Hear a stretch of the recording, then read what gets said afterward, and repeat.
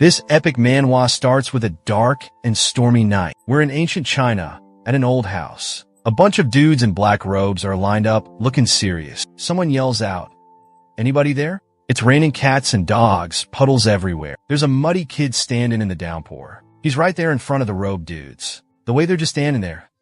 Creepy. A guy with glowing red eyes is checking out the kid. He's thinking, how can someone be living at the shutdown martial academy? He calls the kid a young warrior and asks if they can crash for the night. Gotta stay out of the rain. The kid sizing them up. He's wondering, who are these guys? He's surprised. They're being so polite, even though he's just a kid. Maybe they think he's some kinda a Taoist dude's guarding the abandoned academy. He greets him back. He figures, hey, maybe they're not so bad. So he says, I'm just crashing here too, you know? Been here a few years. Stay wherever you want. But he points, that's my pavilion. Find someplace else. Anyway, the guys thank the young warrior for being cool. Their leaders all like, stay away from his pavilion. Got it? Find your own spots. Understand? Yes, sir. They all go off to find a place to stay.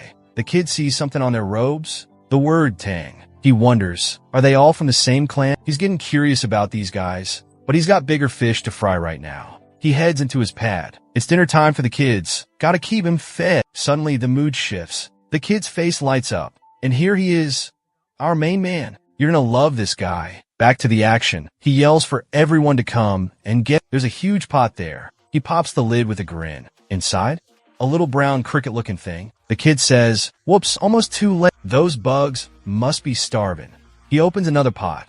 This one's got it. Huge, awesome spider. A black earth tiger. Straight out of Hainan, China. This thing's massive, like 8 inches long. And check out those stripes. Just like a black tiger, he grabs a bug with chopsticks and feeds it to the spider. He's feeding him and saying, I wouldn't have made it without those guys. Seriously, they saved my bacon. Chomp. Black crunches down the bud. The kid's grinning. He loves seeing that. This little dude's amazing, he thinks. He's barely bigger than my fingernail, but he's already shed his skin twice. Look how much he's grown. Glad you're full, Black. The kid opens a drawer. Bam! An orange lizard with white stripes. It's a cave gecko. Totally awesome. One of those cool local lizards, you know? Stripes all over its body and tail. Sweet. This guy was hard to find, the kid says. Used to be broke. Couldn't get one. But now, they're everywhere outside. Watching these guys is the best. He tries to feed the gecko. Yow! It bites. He shakes his hand like crazy, trying to get it off. But that bite still stung. This made our hero remember something. Something from before he woke up in this body. See, before all this, he was someone else. He was a streamer. A huge streamer with like 1 million subscribers. This guy was a biologist. They called him Spicy Phober. His thing was venomous bugs and critters. Deadly stuff. But there was this one problem. This live stream he did to celebrate hitting 1 million subs. He showed off the top 10 deadliest vipers. And the deadliest of them all? The black mamba. That snake's a total psycho. Super aggressive. He went to Africa to find it, and that's how he died. He told his viewers he didn't have it yet. Said it was hard to find. So he took a break to go hunt for it again. His fans said they'd wait. He was so beat, he couldn't even find it in the chat. Everyone's freaking out, thinking it's in his house. And he's gonna get bitten. That black mamba he lost? Nowhere to be found. Dude looked everywhere. No dice. Turns out it was chilling on top of the fridge. Bam! Bitten on live TV. And just like that, he's gone. Back to the present. Our hero's sulking. After all that searching, that's how it ends? Meanwhile, the old guy in the black robe is outside the pavilion. Knock, knock, young warrior. Our main man opens the door. What's up? Just wanted to say thanks for the shelter, says the old dude. Want to join us for dinner? We bagged a deer. Score. The kid's eyes lit up when he heard that. He loved meat. Up until now, he'd only ever eaten snakes and lizards. Yup, he jumped at the chance. He followed the others. They built a bonfire and gathered round. They watched the deer cook. The old guy saw the kid practically drooling over the deer. He told the kid, this deer's gonna take a while to cook. So, he said, mind if I ask you a few questions? The kid blushed. He got caught staring. He said, sure, go ahead. The old guy asked, you living alone? How old are you? The kid wasn't sure. 14, 15. The kid started making stuff up. I hit my head when I was little. That's why his memory's a little fuzzy. The elder asks, you living out here all alone, kid? Yep, the kid says. Ain't got no special skills. Just catch snakes. Sell their skins to get by. The elder is shocked.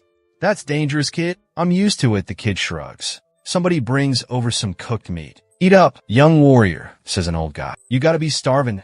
Thanks, says the kid. Haven't had meat in ages. He gobbles it down, looking happy as a clam. Asterisk thinks asterisk this is the light. The old guys smile, watching him eat. Listen up, kid, they say. We're looking for something. Seen anything strange around here? The old guy wasn't sure if he should spill the beans. The white-haired elder told the big boss. They owed the young warrior a favor. So, maybe telling him was okay. Plus, the kid probably didn't know anyway. No way he'd get in trouble. He lived alone, wouldn't tell a soul. The boss agreed with his pops. He started talking.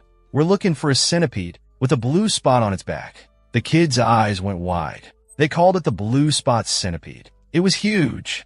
Maybe the kid saw it? The boy asked, how huge? If it's full grown. The boss said, it could swallow someone whole, like as big as you. The kid went white as a sheet. A centipede that big? One that could eat a person? Yikes. The kid's thinking maybe he wasn't just flung back a few centuries, but landed in a whole other world. Like this place is seriously weird. The white-haired dude tells him to chill. We're about to nab this thing. The kid's like, nab it? You gonna catch it and keep it as a pet? The old guys look at each other. A pet. White hair cracks a smile. Then busts out Logan. A pet blue spot centipede? That's hilarious. The big boss man says, this kid's a riot. White hair wipes a tear. Nah, no way we're keeping that thing. It's medicine. The kid's confused again. First, he thought they were bad guys. Now he thinks they're drug dealers. Hold up, he says. How's a centipede medicine? The white-haired dude answers. His granddaughter's sick in bed. Real sick. And the guts of a centipede are the only thing that can save her. That's why they're looking for it. Gotta find that bug. The kid's putting two and two together, and the old guy confirms it. The sick girl, she's the kid's daughter. His own daughter. Looks like they're trying anything to save her. She's dying. Desperate times. The kid's like, centipedes for medicine? Seriously? But parents will do anything for their kids. He feels bad for the bug, though. Those guys were rough. But he decides to help. He starts talking about the centipede, and the old guy jumps in. Have you seen it? Nope, says the kid.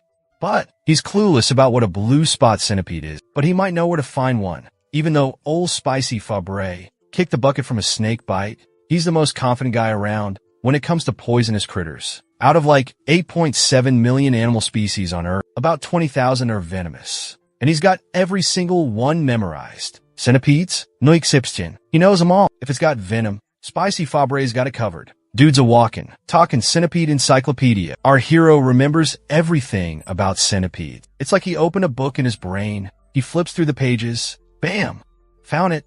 Closes the book. All that book stuff was in his head, of course. Back to reality. He tells the old guys, I think I know where to look. Those guys jumped out of their skins. They were all like, where do you think he went? Our MC thought for a sec. He asked, where have you guys already looked? Like, where did the elders search? North and east of the academy, they said. Mostly in the daytime, too. And we checked by the river on the north side. The kid wasn't surprised they came up empty. Well, duh, you wouldn't find it there? An elder was like, what you talking about? Yeah, tell us, they all said, centipedes are arthropods, see? They're in the Calopoda class.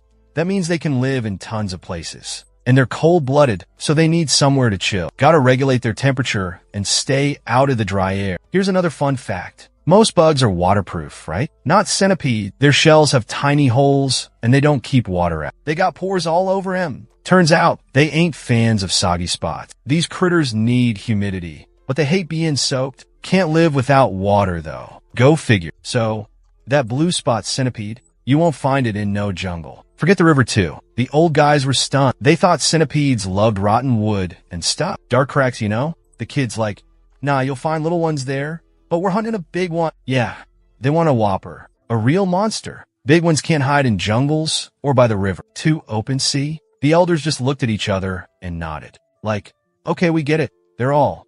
Where do we find this thing, kid? Find it, and you're gonna be rich. Ta-ting. Big reward coming his way. The kid grinned. West. He pointed. Rocky Mountains. That's where we gotta look. Out west. Centipedes chill under warm rocks all day. Then they crawl around at night. Hours later, Rocky Mountains. The guys searched everywhere. High and low. The big boss stood on a tall, skinny rock, watching everything. Serious face. One guy goes up to him. Maybe the kid's wrong, he says. Let's pack it in for the day. Signal arrow. Round up the search party. Whoosh, the arrow flies. Everyone gathers around the bonfire. Wiped out. Totally exhausted. But they still hope the kid was right. Where's that centipede? But something about the kid, they kind of believe in. He just seems smart.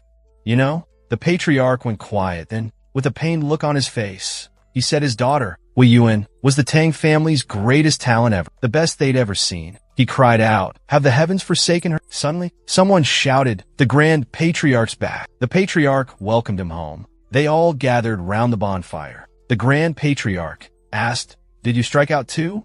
"Yeah." The patriarch sighed. "You too?" The patriarch asked. "Yep," he replied. "Huainan's only got 3 months tops. We ain't finned in that centipede in 10 days. Silence. "Let's check out the south tomorrow," the patriarch said. "We haven't looked there yet." The Grand Patriarch agreed. They hadn't found a single clue. That's when the patriarch realized something. He burst out laughing. "I can't believe I missed it," he exclaimed. "We're in the right spot after all. Did you see something?" The patriarch asked. "Nope," the Grand Patriarch replied. "Just like you said, I didn't feel a thing."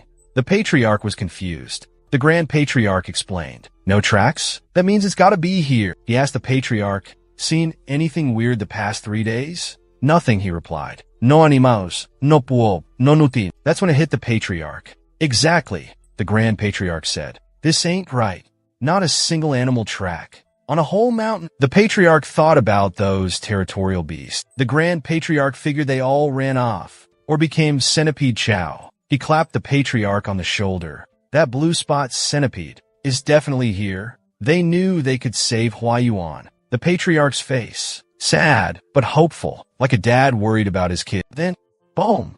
The ground shook. Everyone jumped. Total panic. Cracks snaked across the ground. The bonfire area crumbled, and then the ground started rising. "What's going on?" A giant limb burst from the earth. Then another one. They pointed at the thing crawling out. Everyone freaked out. Even the big boss was sweating bullets. More legs popped out. It's the freaking blue spot centipede. And man, that thing is huge. Back at the academy, our guy's complaining. "What a mess. Just how big is that centipede? It's so loud." I told him to look for it, but they're tearing the whole mountain apart. He's totally shocked. A centipede big enough to eat me whole. And I love poison Pokemon. I gotta see this thing. Back at Rocky Mount, things finally calmed down. They took down the blue spot centipede, but they're pretty banged up. They snagged the core too. It's a baby blue gem inside a wooden box. The guys are crying, man. They can finally save Huiyuan. The patriarch tells his pops to head to Sichuan. Gotta patch up those wounded warriors. Grand Patriarch's all? Huh. The patriarch explains things. Grudges are written in blood, and favors are set in stone. That's how we roll. Basically, they got stuff to do. Grand Patriarch finally gets it. Whoops, almost messed up big time. Focus too much on Huayan. Grand Patriarch's like, right on. Treat the young warrior like a VA. Give him what he wants. Patriarch orders, get that warrior healed up. Take him to the village. He's visiting the young warrior, and he's thinking that the young warrior's probably wondering about the news too. But hey, look over here. There's our boy, getting all snuggly with 3 little yellow Pokemon things. The young warrior's got a problem. He just became a dad to these blue spot centipedes. There's 3 of them. They look kind of like caterpillars. Super cute and adorable. Especially how they're rubbing all over the young warrior's face. Something just clicked. Remember, when the boy was looking at that pot? Well, he got home, cleaned the eggs, and put him on his nightstand. Bam! Woke up, and they'd all hatched. One little centipede's chilling on the boy's head. The kid felt it coming.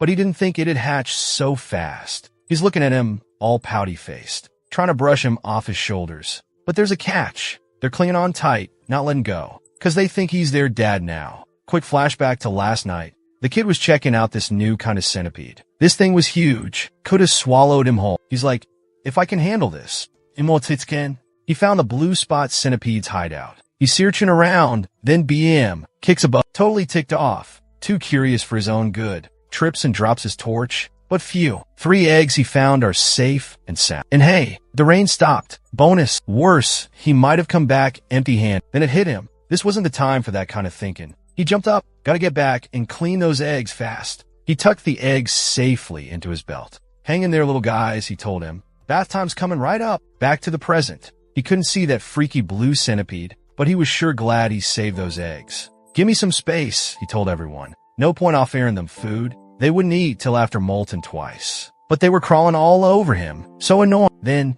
he had an idea. Water. They'd leave him alone in the water. He grinned. Shower time. The little guy's probably clueless about what's going on. But a few hours later, he's shivering like crazy. Cut to the academy. The big cheese, the elder patriarch, arrives. He heads straight for the pavilion. Knock, knock. Yo, young warrior, you in there? Crickets.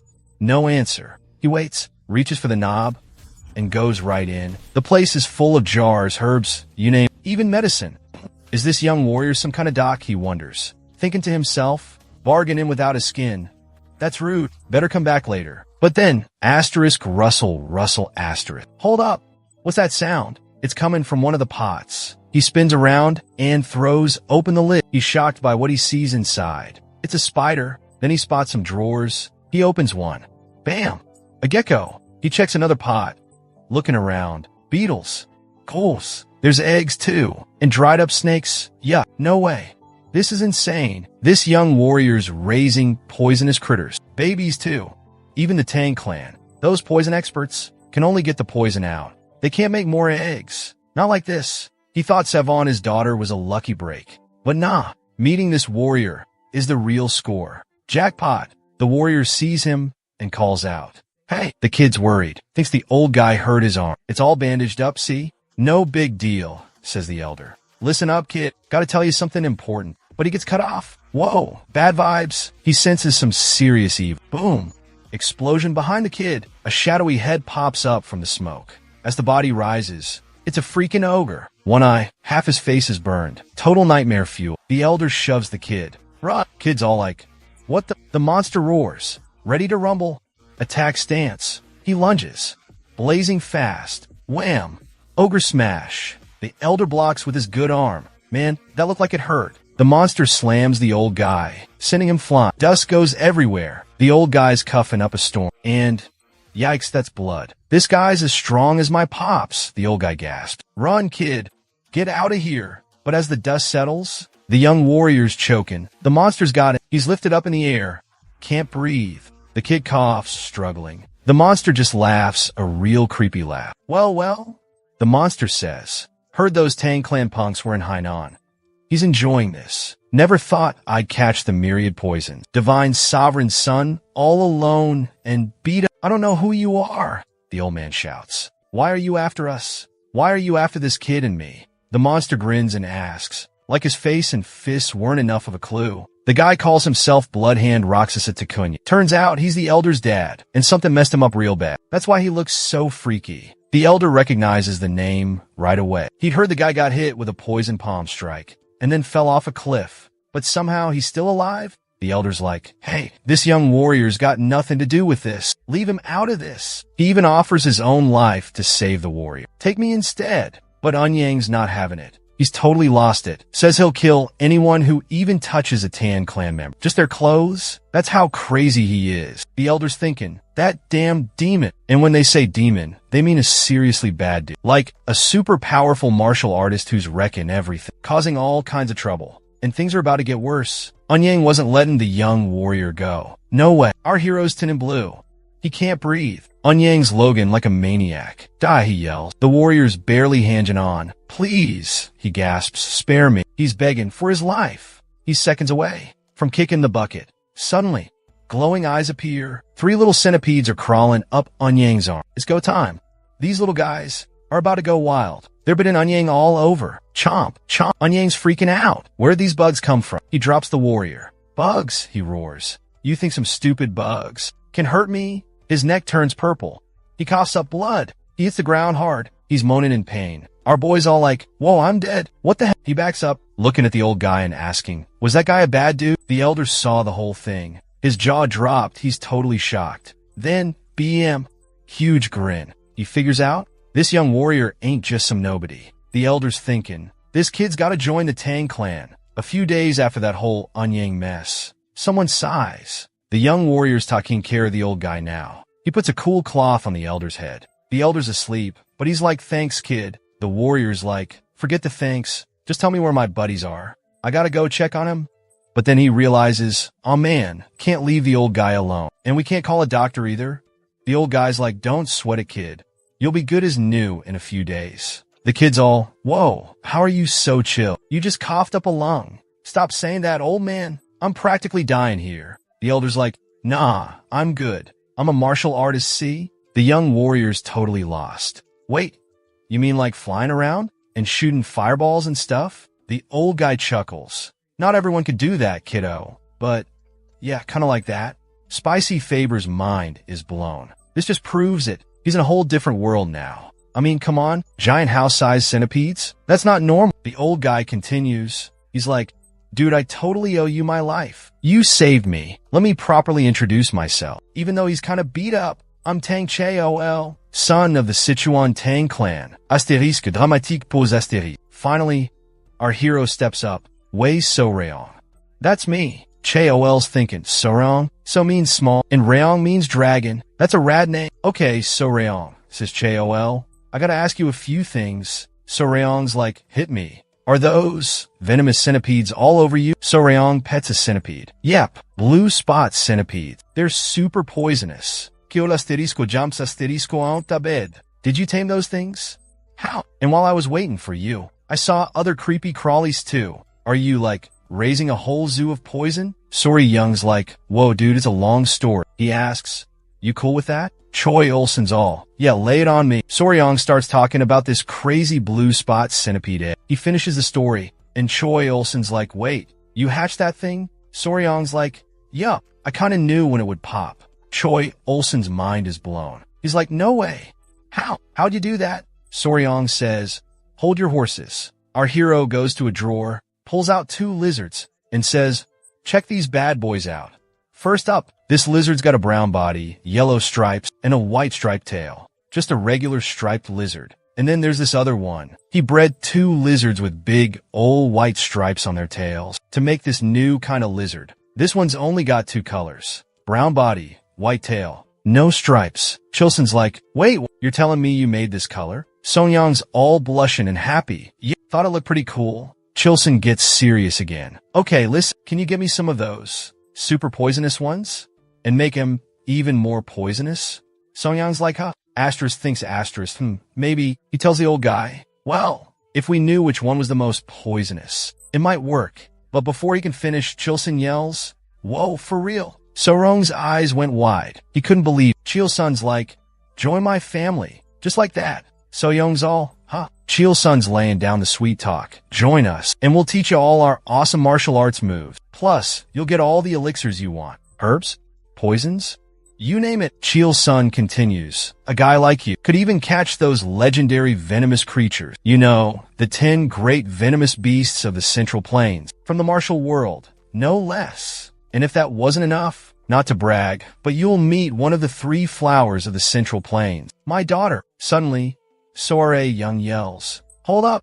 What did you just say? Chilson just smirks. Well, even if So-reong's young, he's still just a dude. He keeps talking about some fancy flowers from Central Plains, but So-reong cuts him off. Forget the flowers, she says. So-reong's all about the 10 deadliest creatures in Central Plains. Are they awesome? He asks. Like, blue spot centipede awesome? Chilson's like, totally. That centipede's tough, he says. But these guys are way worse. He means the top 10 deadliest creatures. From giant scorpions to golden frogs that sparkle. Whatever So-reong's picturing, it's even crazier than that. Chilson grins. Looks like he got his So-reong. So-reong's pumped.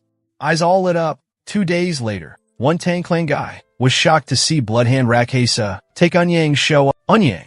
There he is. Chilson's like, looks like Eun-yang's been hiding out, training like crazy. He's almost as strong as his old man. Then the Tang Clan guys realize something. If the Patriarch sent him on a suicide mission, maybe he mastered the 10,000 poisons technique. Congrats, Patriarch. The Patriarch's all, nah, not me. Listen up. This young warrior here, he's the one who took down Eun-yang. Jaws hit the floor.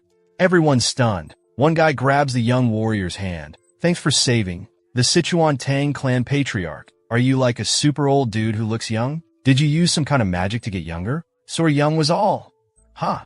The elder saw So-reong was confused. He's like, show us what you got, kid. The Tang Clan knew what was up, but So-reong tapped his chest and told the guys to come out. The Tang Clan watched So-reong's clothes rustle. 3 tiny centipedes popped out. Super cute. Everybody gasped. The little guys crawled out. The Tang Clan knew right away. Centipede, the big boss said. Those are blue spot centipede. Those little guys took down Eun-yang. They asked about the poison. Taming one of those? No way. The boss explained. That's why. He wanted this kid to join the clan, but Soryung's like, I gotta think about it. A clan member tells Soryung it's a huge opportunity. Like, seriously big. The patriarchs all, get up, now. Gotta go. Got a bad feeling about being late. Soryung asks, still looking for something? Ji-sun goes quiet for a sec. Then he's like, okay, so Bloodhand Rakshasa, Tisdude, Teguyang. He used his martial art, Bloodhand Poison Claw. Total evil stuff. Needs blood and bone marrow to get stronger. Yike! Like to level up? You know? Soryung's totally creeped out. ᴄᴏᴘыឫ if Yuyang left any secret scrolls or students, we gotta find him. Deal with him. No future threats allowed. Gotta make sure this crazy martial arts never comes back. And if anyone's been captured, they gotta help them too. The patriarch's all like, hey, young warrior, wanna lend a hand? After all, this dude knows Hainan Island like the back of his hand. Young's thinking hard, looking all serious. And joining the Tang clan? That's a lifetime gig. It's like internship 101. Gotta check out the vibe and see if the boss ain't a jerk. Yong's in. He'll help out. The patriarch's relieved, like, good call, kid. They're all praising him for doing the right thing. Yong says, gotta save lives, right? Of course I'm helping. But inside his head, he's got a plan. Time to scope out this Tang clan and see what they're all about. Smart people always check out their companies before signing. Chulsen needed 3 days to bounce back. They hit up a village. It was close to that abandoned martial arts school. They were looking for the Blood Hands hideout. That's Rakshasa Tekunyang's crew. They asked around about any missing persons. An old-timer told 1 or 2 folks go missing in the jungle every year, like clockwork, but nothing weird or regular about it. Sileson was thinking hard. They thanked the village leader for the info. The villagers said, no problem, happy to help the famous Sichuan Tang clan leader. They said their goodbyes. Nothing useful turned up. Bummer. They didn't get any good clues. They headed into the forest. Soryung asked Choi Olsen, this village, nothing special about it, right? Choi Olsen explains, when Eunhyang found us and showed himself, it was around here. But he was hard to track down. Soryung thinks that's weird too. No trace of the guy. He remembers what that jerk said. And it hits him. He asks the elder, remember what that punk said? When he popped up, Gilesen's like, nah, not really. Not really, Soryung. Soryung remembers. Gilesen got blasted by Eunhyang's palm. That's when he said, the creep said something about, heard the Tang clan goons are in Hainan, came to Hainan. In other words, Eunhyang was tipped off by someone. Easy peasy. They just had to check the towns the clan visited. You know, the places the clan passed through? In Hainan, Songyang had a great idea. Let's show everyone Eunhyang's picture. We'll figure out where they went. Everyone stared at Soryung like, whoa, they thought he was a genius. If Eunhyang said that, he must have heard it from someone who actually saw the Tang clan. Things were looking up. They took off right away and found a village. It looked kind of spooky. One of the Tang clan guys said, I heard something at the port in Hainan. This creepy village is the place. The elder was like, yep, that's where those Halai people live. They decided to check it out. Hopefully, those Halai folks wouldn't be too scared. The villagers look like zombies. The Tang clan calls out, anyone home? That got their attention. They spot the Tang clan. What are you Han folks doing here? They ask. An old guy, probably the village chief, walks up to them. He's holding a little girl's hand. 2 guards are right behind him. They all look sick. Chao Sun introduces himself. ᴄᴏᴘыឫ He sees the little girl's weak too, and the whole village is creepy quiet. Something's not right. He can feel it. The other villagers are all slumped over. Looks like they took something. Nobody's missing, says the chief. Nothing strange going on here. Get out of here, he tells them, but an old guy argues, there ain't enough people for all these houses. He was cut off before he could finish. The village chief told everyone, this ain't your business.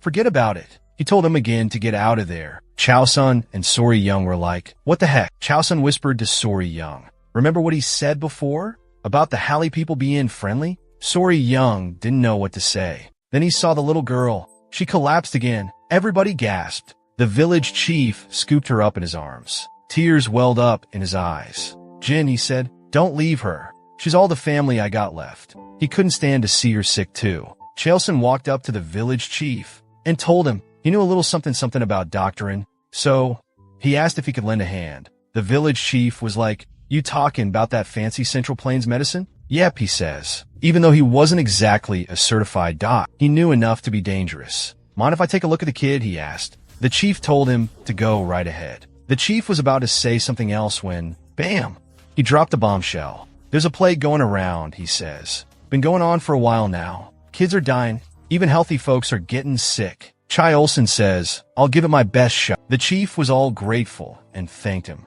They took him inside, and the chief laid into the guards for just standing around. Get this doctor and his crew where they need to go. Everyone rushed inside the house. Soryong asks the Tang clan guy, does your elder know medical stuff too? Yep, the guy says. He explains that the Tang clan's fighting style deals with poisons. So, we gotta be good at medicine too. Plus, to be a good fighter, you gotta know how the body works. That means knowing some medical stuff. Soryong thought they were just assassins who used poison. If he joined them, maybe he could learn real medicine, not just scary poison stuff. Then the guy adds, sometimes we grab bad guys and inject M with poison just to see what happens. Soryong's face was priceless. He thought they were doing human experiments. The more he thought about it, the more freaked out he got. The village streets? Totally deserted. Inside one of the houses, someone sighs. Kale, my son, I transferred some of my life force to her and helped her breathe again. The village chief's all. Thank you. Then the chief, please save my granddaughter. She's all I have. Jaelson's like, hold up. There's something weird about her pulse. Has she always had a weak heart? The chief says, well, she got sick about 6 months ago. And it's not just her. Other folks are getting sick too. Something mysterious. That's why I told you to leave. Remember back at the entrance? Jaelson's like, Chief, isn't it give them some good medicine, he says. For their hearts, gotta gather all the villagers. Time to test it out. The village chief's ballin', thanking him big time. He means it too. Super grateful. Soryong's watching Chael's son real close. Later that night, a Tang clan dude walks with the big boss. You worked hard, patriarch, he says, taking care of all those sick folks. The patriarch thanks Gu Pei Pei. What are the symptoms? He asks. Pretty weird, Chaelson says. Tired, puffy eyes. Slight fever, heartbeats, all messed up. Everybody's got something different. And the really sick ones, their hearts are acting up. Where's Soryong?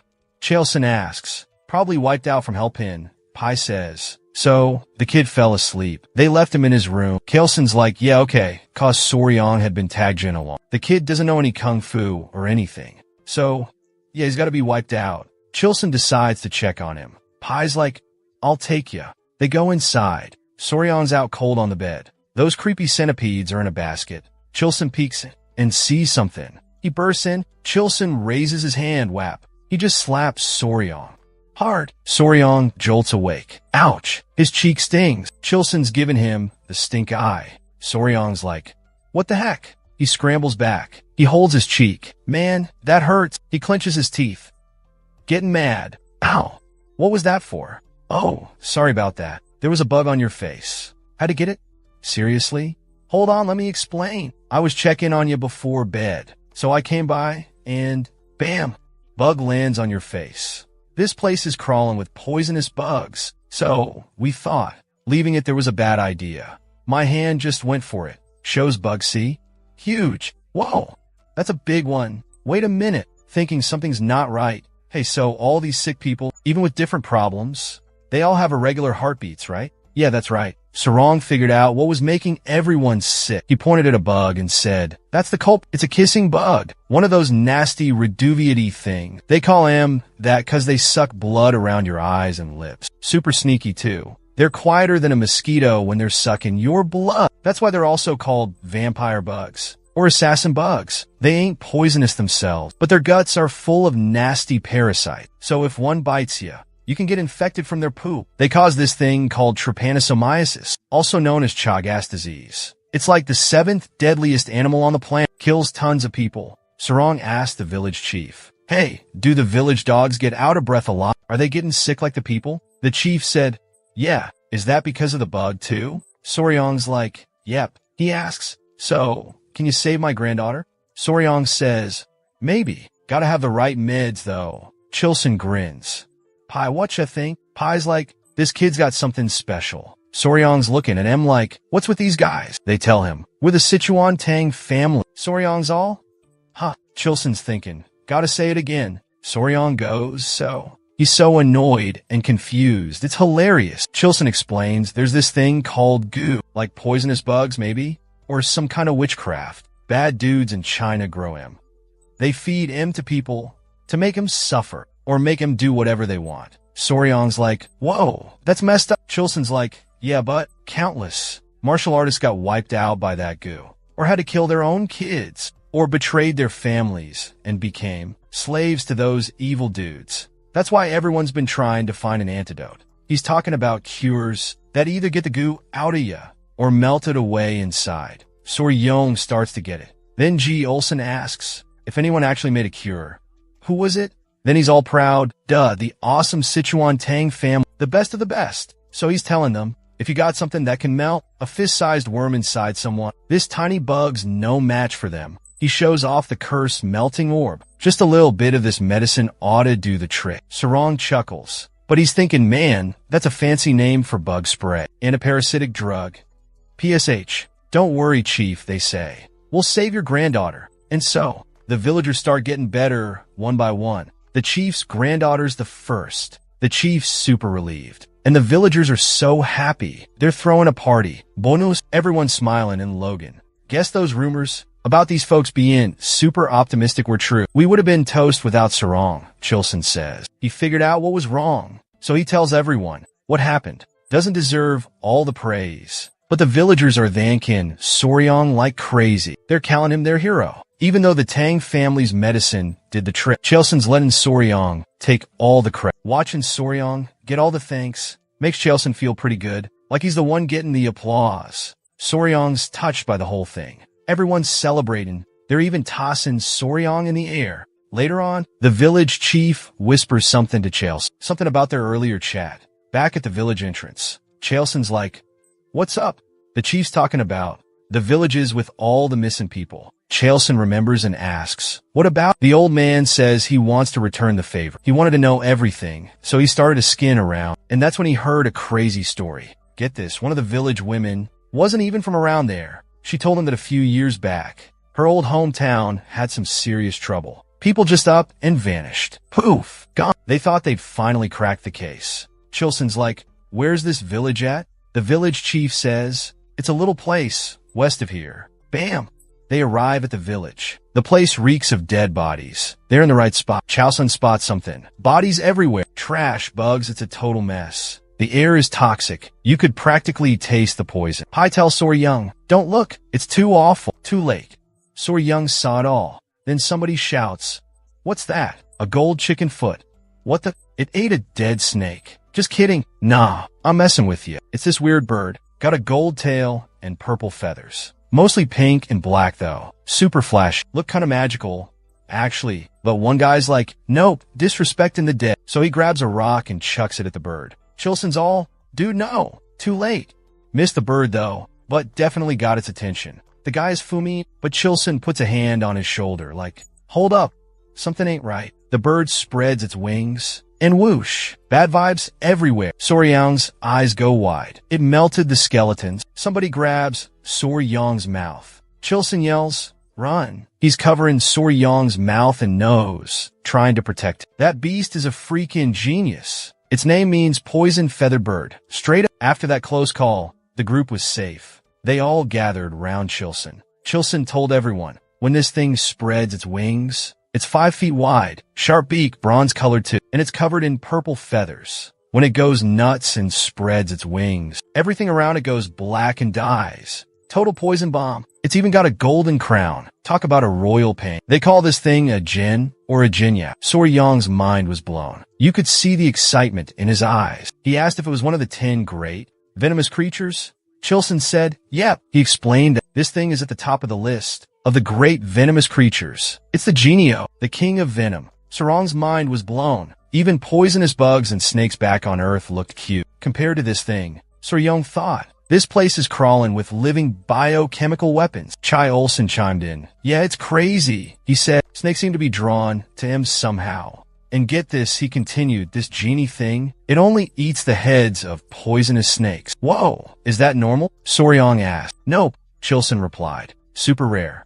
Like, you might only see one of these things every 100 years rare." So-ryong's jaw dropped. Chilson was curious. Why Dia asked, "Think we could catch it?" The Tang members were stunned. Chilson chuckled. "Want to give it a shot, So-ryong?" he asked, grinning. "You bet." "Sure, you'll nen, sir." But he's worried about that venom. Chilson grins. He knows Sarong's obsessed with poisonous critters. Like seriously obsessed. "Tell you what," Chilson says. There might be a way. Sarong's ears perk up. Chilson lays it out. Master the Tang clan poison techniques, and you'll be immune to anything. Even Jin Yao's venom won't touch you. Only our clan's martial arts can block any poison in the world. Chilson's got that sly look as he adds. But we don't teach outsiders clan secrets, you know? Even I, the big cheese, can't break the rules. Rules are rules. Sarong jumps in. What if I join the family? Could I learn it then? And if I'm immune to poison, could he really handle the Jingwo's poison? Chelson's like, totally. If Sora Young's in right now, I'll teach him everything I know, and I'll make sure he knows how to use his gift. But if Sora Young takes too long, I might change my mind. Sora Young felt the pressure. I'm in, he says. I'll join the clan. Count me in. Thanks for taking me on, Patriarch. He called him Patriarch now, not just Elder anymore. That sly fox was grinning like he just won the lottery. Well then, he says, like he totally didn't just trick Sora Young. From now on, Sora Young, your family. Back at that creepy place, there's still marks from that bloody hand. Rakshas attack Anyang's in a cave. And there's footprints. Someone's been there. They called in the big boss, the Patriarch. Handed him a notebook they found. Found it in that creepy cave, yeah. Chilson checked it out. Boom.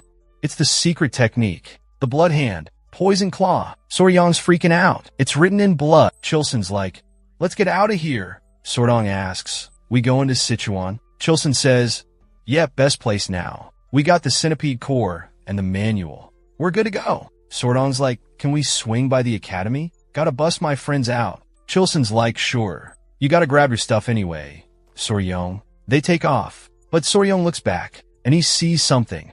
Oh! He pointed over there like, hey, check that out. They went over and saw something shiny. A purple feather, glowing like crazy. From a Genio, no less. Everybody's staring at it, thinking hard. Kyleson grabbed it and told Sora Young, think of this as a welcome to the family gift, you know, for joining the crew. Sora Young's eyes went wide. He was totally into it. Thanks, Sora Young said. Chelson's like, cool and all, but you gotta call me something else. After the ceremony, we'll fix that title. Sora Young wondered, is this like an initiation or something? Meanwhile, back at the Tang clan, Big Boss Tang Musong, the dude who left first, finally got back. He's wiped out, but no time for rest. He's all, how's Weian doing?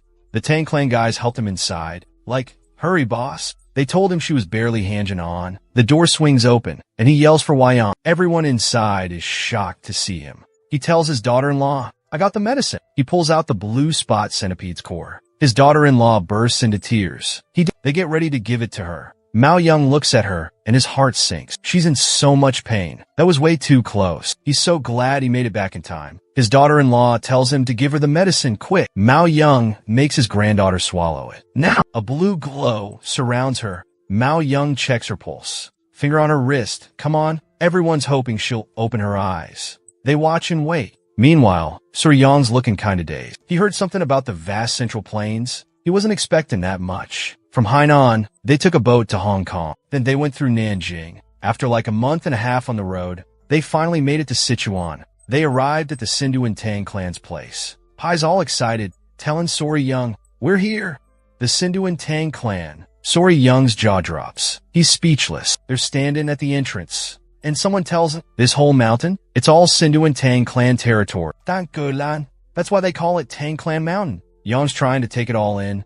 Gulp. Suddenly, a bunch of Tang clan members come out to greet the Patriarch. Young's totally shocked. There's so many of them. He's thinking, so, all these guys are from the Sichuan Tang clan. But out of nowhere, this girl in a red dress comes running towards him. She's booking it and yelling for her dad. It's Huayan, tears streaming down her face. She's so happy to see her pops again. Meanwhile, our boy, Sora Young, totally mesmerized. Chael's son stoked to see his daughters alive. She hugs him tight, saying sorry for everything. Sora Young's like, whoa, she's gorgeous. He's dated famous chicks in his past life, but he's never seen anyone this radiant. Seriously, she's glowing. Chilson's like, hey Sora Young, there's someone I want to introduce you to. Sora Young, meet my daughter Weian.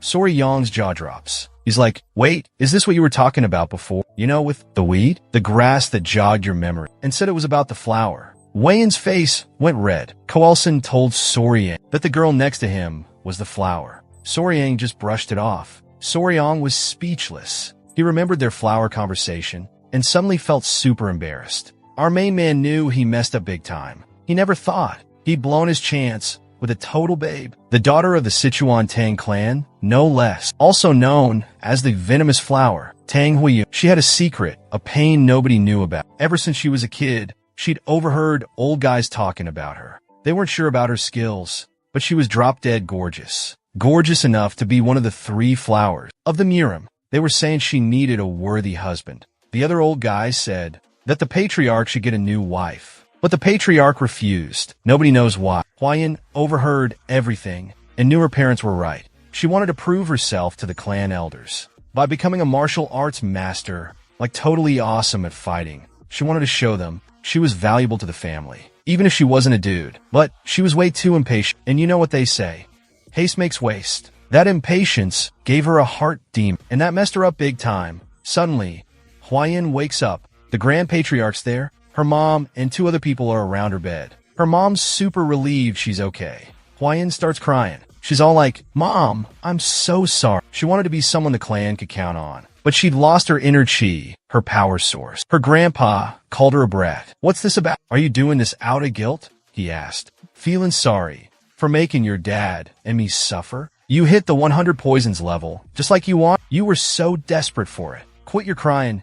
Cheer up." He lost her when he mentioned the 100 poisons thing. She looked at her aura. It was glowing. "Grandpa," she asked, "Great Patriarch, I gotta tell you something. It's about this mysterious young warrior. He saved your life, and he gave you the chi of 1,000 poisons, not just a measly 100. Huaiyan asked about a weed. Sarong didn't know what to say. Sarong's face went red again. He called Chilong's daughter a weed. He was so into his story about the 10 deadliest critters. He told himself to chill out. He tried to play it cool, saying, Chilong just took the joke too far. He said, "It's nice to meet ya." The clan was all smiles. It was hilarious. They were loving these 2 youngsters meeting. "I'm Song Yang," he said. "I heard you were sick. Glad to see you're better now." "Nice to meet you too," Huaiyan replied. "I'm Huaiyan, also known as Venomous Flower, and thanks for saving me. I won't forget it, ever." "Like seriously?" Soryong's like, "Wow, she's gorgeous." Chilson asks Soryong what he thinks. Soryong's jaw drops. He hears a voice in his head. Whoa, is that telepathy, he thinks. Chilson's all, "Don't you agree that my daughter's a total babe? Want to get to know each other better?" he asks Soryong. Later, Soryong's chilling in a huge bath. The centipedes are snoozing in a basket. Soryong's freaking out. "I'm gonna die." He looks totally wiped out. Then he spots something. He grins at the centipedes. One wakes up and smiles back. They never fall off. He thinks, but when I told him hot water's bad and to stay in the bucket, they totally listen. That's so weird. It's like they understand me. Chilson says they react to killing intent. 2 centipedes are checking him out now that he's awake. He tells them, "Quit staring. It's embarrassing. I'm naked here." The centipedes zip back into the bucket. Sarong thinks that's hilarious. He remembers Pai saying that centipedes are like magic creatures. Gotta ask Pai what that means later. What's a magic creature anyway? Later on, he's still thinking about it, and what Kjolson said is really bugging him. Gotta get out of here. Meanwhile, at another pavilion, a family's gathered round a table. There's the big boss, the Grand Patriarch, his wife, and their daughter. Chilson announces, "I'm giving the East Wing room to that young warrior. That's the master bedroom. By the way, inside a fancy Chinese house." The big boss asks, "Is this young warrior really that good?" The Patriarch's like, "Yep, thought we met by chance. But this guy? Total game changer." He explains, "It's not just luck. This dude knows everything about poison. Even took down Wei Yang. And get this, he's tangled with legendary creatures, like that poison-feathered bird. Hatched blue spot, centipede eggs himself." The big boss is impressed. "You found a real prize there." Everyone looks at Huaiyan. Chilson tells his daughter, "I want this guy as my son-in-law. What do you think, honey?" Huaiyan thought it over and realized she'd gone quiet. She wanted to prove she could be a bigger help to the clan, especially now with her new constitution. Beyond 100 poisons, de tous empoisons constitution. "I'm Tang Clan too," she said. "I get what Dad's saying, but, she told him, "if that warrior's worthy of me, I'll decide." And she bolted out of the room. Talk about awkward. Chilson thought, that warrior better watch out. She's a rose with thorns. Huaiyan ran feeling hurt. Now, she finally had the 1,000 poisons constitution. But what if this was it? The elders ain't gonna accept her. Nope. She's gonna check this warrior dude out. See what he's really made of. Skills? Personality? She wants the whole Meanwhile, Soryong's like, what do I do now? He figures she's probably ticked at him. So he asks his kid, Centipede, for advice. What should I do, Centipede? Bam! Out of nowhere, Hwayan shows up. Total shocker. And she looks totally amazing. Man, this art style is trippy. Kinda reminds me of some other manhwa. Anyway, back to the story. She's all, excuse me, gotta run. Super busy.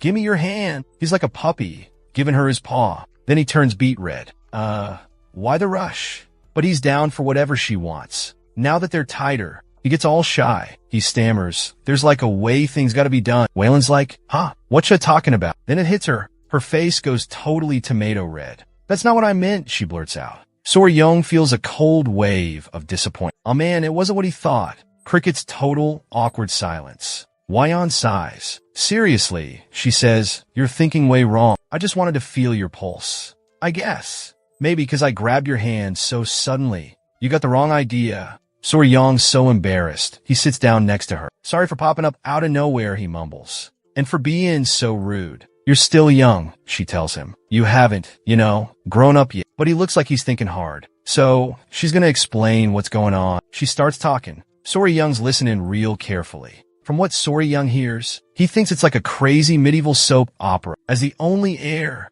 to the Hwayan family, there's always some relatives trying to pull a fast one. So, to make sure the family keeps going, the elders want to bring in a super powerful son-in-law. They're even thinking about how Soryong might shake things up in the family. If he joins, Hyeong says sorry first, cause she needs to check something. She says even if things go south, she won't treat him bad. She knows he helped her out big time. So, she wants to treat him like a VIP guest, or maybe even like a blood brother. Soryong held out his hand. I get what you mean, he said. So, go ahead and check things out. She looked him over. She took his hand, feeling his pulse. A blue glow surrounded her. Tangclan martial arts ain't for just anyone, she explained. Not everyone can handle it. Some can take in toxins and master the techniques. Others just can't. That's why they're poison techniques. You gotta build up a tolerance. Slowly adapt to the poisons as your power grows. Your internal energy, gotta take them all in to become a master. There are levels to the poisons. Starts with 5, then 10, 100, 1,000, then 10,000. Lucky for him, Sarong's body can learn poison techniques. But there's a catch. Only 10 poisons. He can only handle 10 different kinds of toxins. That's 10 poisons is still pretty awesome though, especially for someone not from the Tang clan. Songyang's jaw dropped. Hwayan kept explaining, skill-wise, Sarong's only first-rate. Like, really good normal fighter, but that's as high as he can go without natural talent. That's the best anyone without talent could do. Then she took off. He walked her out. Sarong thought about the 10 poisons thing. Then his face went white. Oh, maybe he can't catch the genie. This is a huge problem for Sarong. Hours later, someone stepped out of the bath. Whoa, it's Hwayan. Talk about a gorgeous surprise. She realized something. Ever since she absorbed that blue spot centipede core, she's been giving off a weird smell. And get this, it won't go away. Even after showering like 1,000,000 times a day, she gets dressed thinking, is this some kind of payback? Like, for bad-mouthing the guy who saved her? Meanwhile, Soryong's out cold. He's dreaming talking to someone who's thanking him for being so awesome. It's Hwayan. She's super grateful. It's Hwayan telling him how thankful she is. He's all, am I dreaming? Hwayan's like, maybe, but this ain't the real me. She says she's borrowed the look of the girl who ate her core, so she wouldn't freak him out. She introduces herself properly. This blue spot centipede, she's the mama of all those creepy crawlies. Yeah, the blue spot centipede. That's her. So Sarong's all like, hold up, 3 little girls just walked up to me. Those gotta be her kids. He asks her, how do you get in my dreams, lady? She's like, they totally iced me. No mercy. And I had to leave my babies behind. I was so ticked off. My anger went straight to heaven. My ghost got stuck in that inner core thing. I was cursing up a storm inside that girl. The one who ate my core, Then BM, chance for revenge. That's how I got into your dream, buddy. 'Cause you brought all my kids here. Every single one of them. Sarong's thinking, dang it. I totally ratted out her hideout. Didn't mean to, but I messed up big time.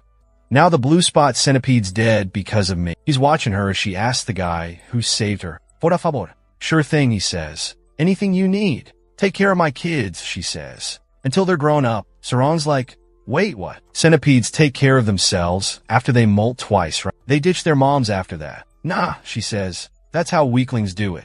We're different. She explains. My kids need juice from my core till they shed twice. Total mama's boys till then. It's this special energy, keeps them going. Then they gotta suck the life out of other things to grow. Gotta steal that core energy, you know? This makes Soryong think. Hold up, he says. Didn't Wine eat that core thing? So, the baby's gotta stay with her? The mama centipede told him he needed to get the whole picture. She reminded him how she cursed the girl earlier. Because of her inner core thingy, the girl's body was giving off a nasty smell. She made sure no guy would ever go near her, so she couldn't have any kids. To break the curse, she made a deal. Her kids could suck the chi out of the girl's inner core. That way maybe So-young could score with the girl too. Soryong thought it over, then grinned. Nah, he said, something ain't right about that. He didn't want to take advantage of Huyan's bad situation. Mama Centipede was impressed. What a stand-up guy, she thought. She asked him, so, what's your plan then? She pointed out, so, the girl needs a strong guy, right?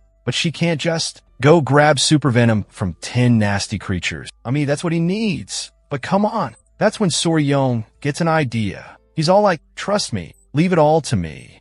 This is gonna work out great. Next day, Soryong and Hwayin are chilling together. Hwayin finally gets it. That stink? It's those blue spot centipedes inside her. Like in her core, man. Soryong's like, yep, that's it. Stick those centipedes on you every few days. Let them suck up your chi. And no more stinky. Hwayin had a question, but she felt kinda awkward to skin. She asked him anyway, could you share something with me? No strings attached. She knew he could totally ask for something in return. Like he could easily demand payment. You know, as compensation. Sarong smiled. Nah, he said, I couldn't take advantage of someone in a tough spot. I'm not that kind of guy. He was being totally selfless. Hwaiyuan was surprised. I feel bad, she said. I can't just keep taking your help without giving back. She meant it too. She started thinking about what her dad had said. Like really thinking. Seeing Sarong made her realize there's more to life than just talent. Or being a super fighter. Sarong said, I've been doing some thinking too. He brought it up when she mentioned his 10 poison bodies and how he can only absorb 10 kinds of toxins. So, Sarong had a brainstorm.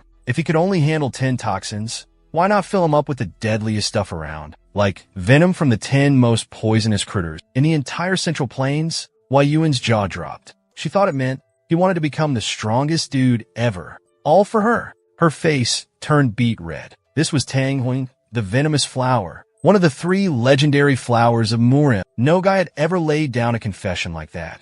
Ever. She's blushing like crazy, and Soryong's just grinning. Do you even know what you just said? She asks. Nope, says Soryong. Hwaiyuan's like, listen up. This path's gonna be brutal, super tough. Could take 10, 20 years, or even your whole life. It's a huge challenge. Soryong's face goes totally serious, like, whoa. He's thinking, that long, huh? Hwaiyuan's getting all red in the face. She says, you're 15 now, Soryong. In 3 years, you'll be old enough to get married. If you can, like, take down even one of the 10 deadly, venomous creatures, then, well, consider me smitten. She's all embarrassed. If you win, we could totally get hitched. Go get him, Tiger. I'm rooting for you. She jumps up and runs off. Sarong's confused. Hey, wait up. She spun around. Anything else you want to say? She asked. You should get that checked out, he said.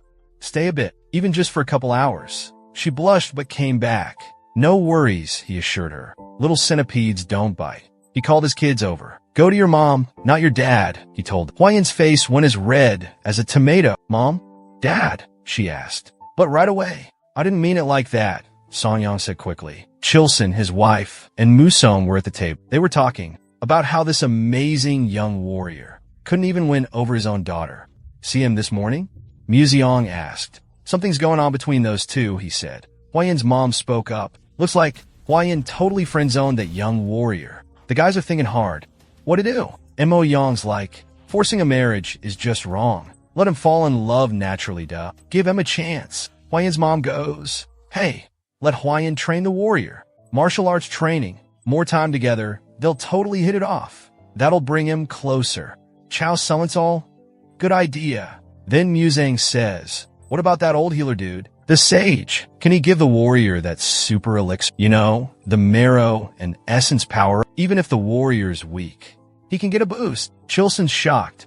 He said what? It just wasn't in the cards for Hwaiyuan. Best not to get their hopes up. Musong totally agreed. Speak of the devil, there's Hwaiyuan at the door. Father, it's me, she calls out. Jaelson's like, what brings you here so late? He tells her to come in, and she blushes. She didn't expect to see all three of them there. "I have something to say," she announces. She blushes again and blurts out, "I'll do as you wish, father." Chalson's jaw drops. "Wait, what? What do you mean?" Wine's mom tells her to sit down. Then she asks, "Do you mean that you're interested in that young warrior?" Huayuan's so embarrassed, she can't even speak. Chalson wonders what brought this on, especially since they thought she didn't like him before. Then she starts explaining that the young warrior, she said Soryang told her he'd become the best in the world. Just for her, he actually promised. Chalson's surprised and curious. So she's like, "Tell me more." She's saying that even though Soryang's kinda weak, like a 10 poisons level, he's gonna take down 10 super poisonous monsters to prove, all for her. Museon thinks it's funny. Cheol-san's shocked. Mao Xiang busts out laughing. "That kid's got guts. He's got serious guts." Huayuan's mom is impressed. "You don't find guys like that every day," she's explaining. "Even though I like him, he's got to catch one of those monsters first. One of the top 10 poisonous ones, before he grows. Then we'll talk marriage." She wondered if he got it. Her dad joked, should have said, "At least 3 things." Her mom said, "Men are clueless about this stuff." Kian asked her mom, "Should I spell it out for him?" "Nope," her mom replied. "If he doesn't get that, we're good with it. He'll try harder." Mazillin added, "Treat him like a future son-in-law, but pretend we're not sure. Play hard to get. He'll practically join the family himself." They figured. Meanwhile, Mother Centipede told Soryang, "You were amazing. You totally won her over. Guts and stick-to-itiveness." Soryang replied. She smiled warmly. "My benefactor," she said, and told him this was probably her last night. She's let go of all her anger, so her soul's ready to head to the great beyond. She asks if there's anything he can do for her. She'll do anything she can. Soryang thinks for a sec, then asks if he can check out her body. She's a little embarrassed, but figures it's what guys do. After all, she thinks he's got a thing for the ladies. She shows him her shoulder, about to take off her clothes. He stops her. "Whoa, do you really got a Her face turns beet red. "Should I not?" she asks. Soryang explains, "That's not what I meant." Meanwhile, the kids are covering their eyes. Hilarious. Soryang continues, "He just wants to see a mark like a blue spot, shaped like a centipede." She freaks out. Smoke filled the air as she figured things out. Bam! She revealed her true form. Young Sarong's jaw dropped. He was stoked to finally see her for real. She was huge. "Can I touch you?" he asked. He was already doing it. "Is your body like waterproof?" He was full of questions. "I saw you walking." He said, "Can I touch your legs?" "How strong's your venom? What about your eyes?" "And your antennae?" The kid was super excited. The other kids still had their eyes covered. Sarong was so hyped. It was adorable. He even wanted to touch her fangs. "Whoa, kid, dangerous," she said. "But the blue spot centipede," he insisted. She was starting to wonder, what was up with this kid? She's wondering if her daughters will be okay with this guy. And get this, she knows his touch ain't nothing normal. It's kind of freaky how Soryang's practically drilling when he touches her. Chalson and Soryang are having tea. Chalson's like, "I heard everything from Wyeon. So you're basically our son-in-law now." Song Young's all, "Wait, I thought I had to wait 3 years?" Chalson cuts him off. "The wedding's happening when you're old enough." Obviously, Song Young tries to explain, but Kwanyan's mom is way too excited. "Welcome to the family, son-in-law." She's already introducing him like that. Museon's happy too. "Hwayan's got a good man. Our clan's gonna be huge." He's thinking big. Songyan's looking at Hwayan like, what's going on here? He's totally confused. Aren't there supposed to be rules for getting married? He figures they must have already accepted him. Without thinking twice, he decides to roll with it. He's like, "I'm looking forward to learning from you all." Soryang's eyebrows shoot up when Museon tells Coulson, "Let's get this show on the road." Coulson tells Soryang, "Before you learn any Tang Clan poison tricks, we got the Koda Sometin, punto." Soryang's like, "What is it?" The elders are all grinning like crazy. Coulson announces, "It's the Hall of 10,000 Poisons." He knows Soryang's gonna freak out. In a good way, of course. They've been waiting for this moment. For Soryang, one of their own, to finally see it. Welcome to the Hall of 10,000 Poisons. It's like a family tradition, super important stuff. Song Young calls Moose Young Grandpa and says he's totally stoked to be there. Song Young's pumped. He thinks it's going to be this place, filled with like 10,000 different poisons. But then he sees Hwayan's profile, and BM, he's totally awestruck. She's gorgeous. He remembers that saying about how girls look best from the side. And right now, it's like a real-life photo shoot. Song Young's blushing like crazy. Busted. His in-laws totally caught him staring. They're smirking like, "We know what you're doing." Chalson's like, "Dude, at this rate, you're gonna wear out her face." Songyong's all, she's my woman now. But he's still totally spacing out, staring at her. Mother-in-law couldn't help but notice how smitten Soryong was with Woo. Like totally head over heels. Woo and Soryong both turn beet red. Woo's like, watch where you're going, dude. And Soryong stammers out a why yes. Cut to a little later. 3 guys are standing in front of this huge door. 2 of them are all puffed up, muscles bulging out everywhere. They totally look like Yupin and IPN. Don't ask me why. Then there's this guy in a Tang Clan robe in the middle, welcoming the Grand Patriarch. Musicians all, open the gate. Gotta show my grandson-in-law the Hall of 10,000 Poisons. Yeah, that's a place. The guys jump to it. Inside his head, Sarong's thinking, this is some seriously medieval stuff. This place is locked down tight. Fort Knox level security. The robed dude yells, open the gates. 2 rip guys grab the massive doors and heave them open with all their might. That door is huge. Robe guy's like, wow, that was fast. Soryong's surprised, he's impressed. The doors are finally open and those muscle guys are wiped. Robe dude says, come on in. Chaisen gives Soryong a quick look. They head inside, and Soryong checks out the tired dudes, like he feels bad for him. Chilson's all, that gate, made of super strong Kyunyu steel, stuffs from the southern wilderness. Top notch. Even getting to open it is a huge honor. They're inside now, and it's a treasure room. This is where the Tang Clan of Sichuan keeps all their poisons. They call it the Hall of 10,000 Poisons, cause get this, it's got 10,000 poisons. Museong's like, dude, be careful. Don't go touching stuff. Soryong's all,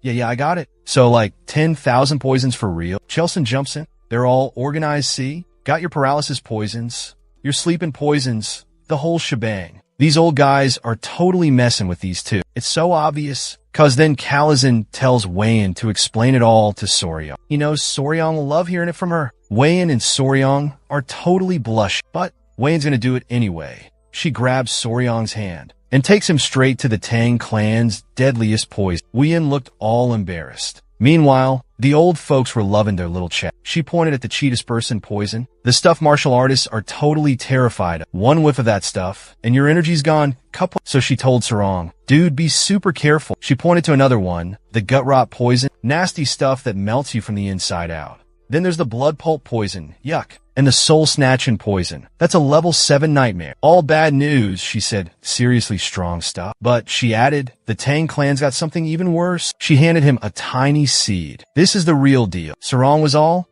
totally confused. It looked kind of like a tiger bean. Huan explained, this is the most powerful poison ever. Well, besides the venom from those 10 super poisonous creatures, of course. Those guys are on a whole other level. She added, that plant's a Tang Clan symbol. It's called the castor seed. Sarong's like, castor seed? What's that all about? He's thinking about ricin. That's super deadly poison. Just a tiny bit, like 2 milligrams, can kill a grown-up. It's the stuff they used in that famous umbrella assassination. You know, the one with the Bulgarian dude back in the Cold War. This stuff's 100,000 times stronger than cyanide. Sarong's jaw drops. That's it, he says. That's the Tang Clan's ultimate poison. No color, no smell, no taste, no nothing. That's why they call it the rarest, most dangerous poison ever. Golden poison. And if it kills ya, it's a golden death. Juan's like, listen up. This is the deadliest poison there is. The worst poison ain't the one that hurts the most or causes the goriest death. Nah, the strongest poison's the silent killer. Quick, clean, and leaves no trace. She explained that the Sichuan Tang Clan's poison game is all about that stealth. Silent, but deadly. Guaranteed. Songyang's thinking, these guys are like a bunch of ninja assassins. Museong's like, alright, enough chit-chat. He tells them, let's go see the poison critters. Sarong's been dying to see these things. Museong even offers to let Sarong take care of him, like, be the official critter keeper. And the clan'll foot the bill. Anything he need. Total support. Sarong's mind is blown. He's like, they'll pay for my hobby. Dude's practically jumping for joy. Time to see some creepy crawlies. They called for the Patriarch right away. Pai showed up, out of breath from running. What's wrong? They asked. Pai told the Patriarch, gotta get to Black Tortoise Pavilion. Now. Why? The Patriarch demanded. Pai started to say something about the clan elder, but Mo Yong cut him off, furious. What are those jerks up to now? Sure, Yon Venderd. Is this about that branch family? The one Wei mentioned? 2 things Pai informed him. First, the medicine for the Sichuan city lord didn't work. He sent back a nasty letter. He's complaining up a storm. Before spilling the second thing, Pei looked at Sora Young. Sora Young was like, what? Pei continued, it's about the Hall of 10,000 Poisons. Museong figured this would happen. Rumors were already flying around. They decided to split for now, but not without Museong telling Sora Young to come with him. Over at the Black Tortoise Pavilion, the elders spotted the patriarch. They started beefing. How could he make such a huge decision on his own? They were totally against him picking some random orphan to be with their precious YN. That set Chilson off. He did not like that. They were calling Soryong an orphan with no family history. Chilson started glowing green. Are you dissing my son-in-law? The clan elders were like, yeah, pretty much. Moiseong yelled, I made the call. End of story. He's like, y'all got a problem with that? The clan elders are freaking out. They're all, Grand Patriarch, gotta talk to this guy. Knock some sense into the Patriarch. They're saying, giving some random dude control of all the poisons? This guy's a nobody. It's crazy. Mo Young's like, hello? I just said I'm okay with it. Meanwhile, Hua Yuan's worried about Sarong. She whispers, sorry, to him. Inside Sarong's head, oh man. He sighs. Made her worry again. Thinks, she's the one who should be sorry. Everyone's shocked when Sarong's all, sorry to but. Then he says, since this is about me not being good enough, let's talk about it. He offered to show him what he's got. Prove himself to the clan elders, you know? The elders were totally caught off guard. Sarong said, yeah, I can do that. I can fix that problem you're having with that Saikuan City Lord guy. Huayin whispered, what are you doing? Soryong's usually pretty chill. Doesn't cause trouble, but mess with his pets and his quiet life. And this dude's gonna throw down. Soryong left the elders speechless. Then they got mad. They started yelling. How dare you interrupt the elders? Do you even know what the city Lord of Sichuan's letter said? Bargaining like that. You're nobody. Insolent punk. We're telling the clan head you interfered. The elders were like, see? This is why. They're saying they want a son-in-law from some fancy martial arts family. You know, someone with a big name and all that jazz. Che Ozen's wife is getting real fed up with this. She's fuming inside. Sae Yong's thinking, these old guys are out of their minds. The more they yap, the crazier they sound. Back when he was Spicy Fabre, the famous streamer, he had over 1 million subscribers. A huge following. He was pulling in like 3,000 viewers every stream. Big time. He tells them, look, I've heard all this before, but you guys still don't accept me. You don't think I'm good enough to be the Sichuan Tang clan's son-in-law. Basically, I'm still just a visitor here. And with all those Spicy Fabre fans, came a bunch of trolls stirring up trouble. Just causing mayhem for no good reason. Sae Yong's like, hey, I saved your precious daughter, Lady Huayan.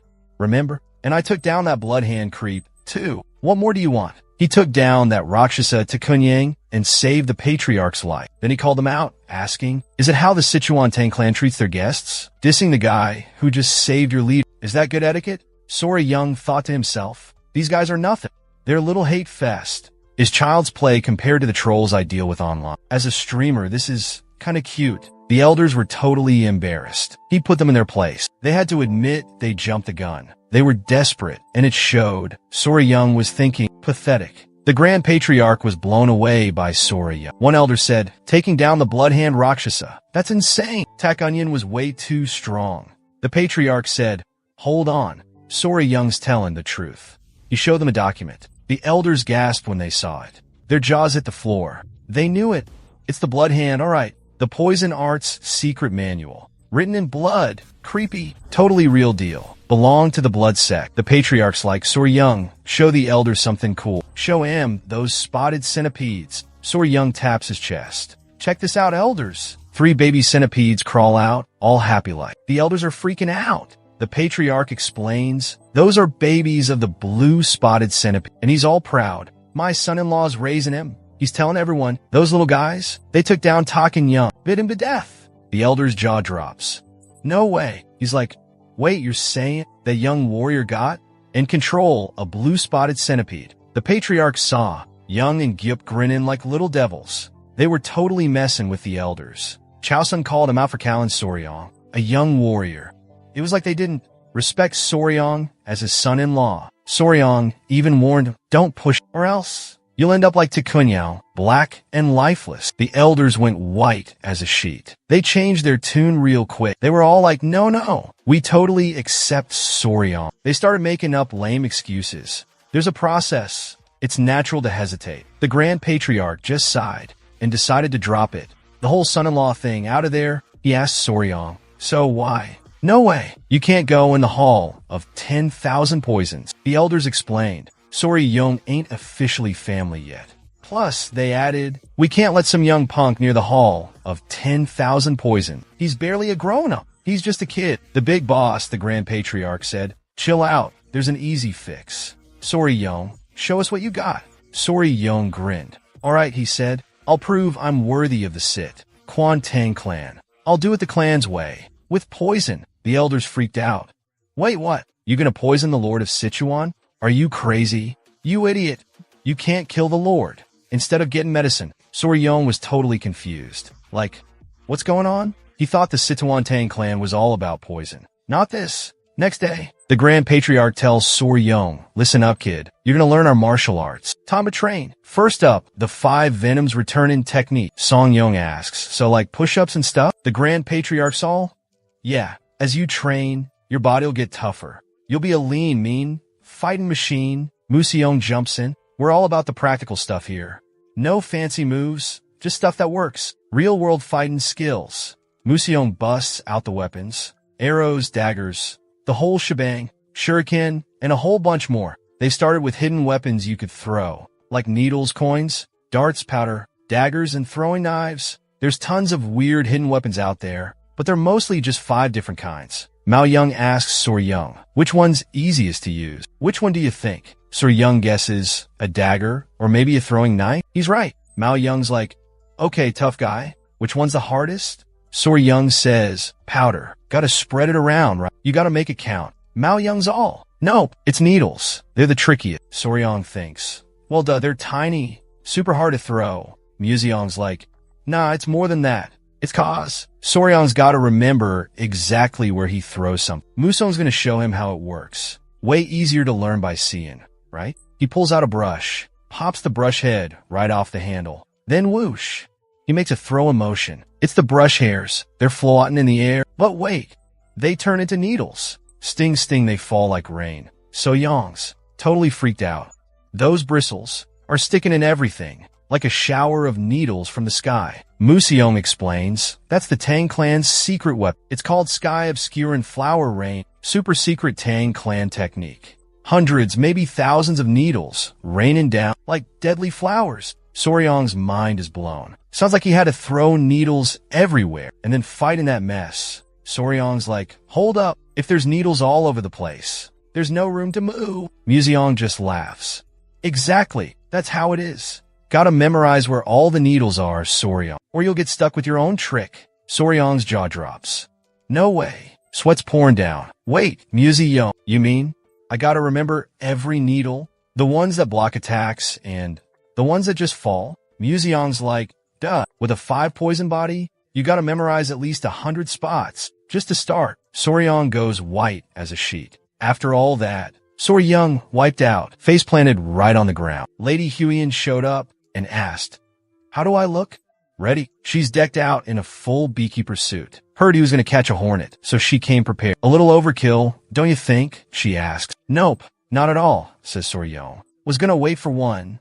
But with this, we can catch it ourselves. Yoon double checks. Wait, you were gonna just wait for a hornet? Songyung's like, you'll get it when we get there. Songyung asks, you know where a hornet nest is, right? Found one nearby, says Songyung. Let's go. Turns out, Soryang's got a beekeeper suit on too. Huyong brings up that letter. The letter went straight to the city lord of Sichuan. They asked him if he'd seen it. Soryang said, yep. Huyong worried that Soryang was too young and maybe didn't get what the letter said, like he might have missed the important stuff. Huayan blushed. Soryang told her Yang Qi and his crew were a big deal. Super important even. Huayan, embarrassed, said, enough already. It was clear Soryang knew what was up. The city lord of Sichuan's big problem was that he couldn't get it up. Let's just say his little buddy wasn't working anymore. Huiyuan got suspicious. How did Soryang know so much? He was just a kid. Soryang made up an excuse. Said he'd lived alone, so he knew things. Huiyuan, totally embarrassed, started walking faster. Hours later,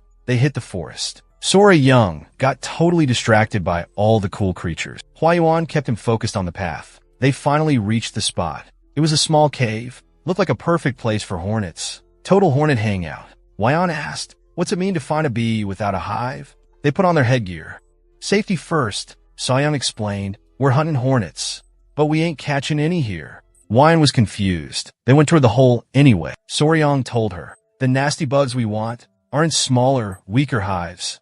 Wyan was surprised. But hey, looks like this hive is what they need. A bug flew out.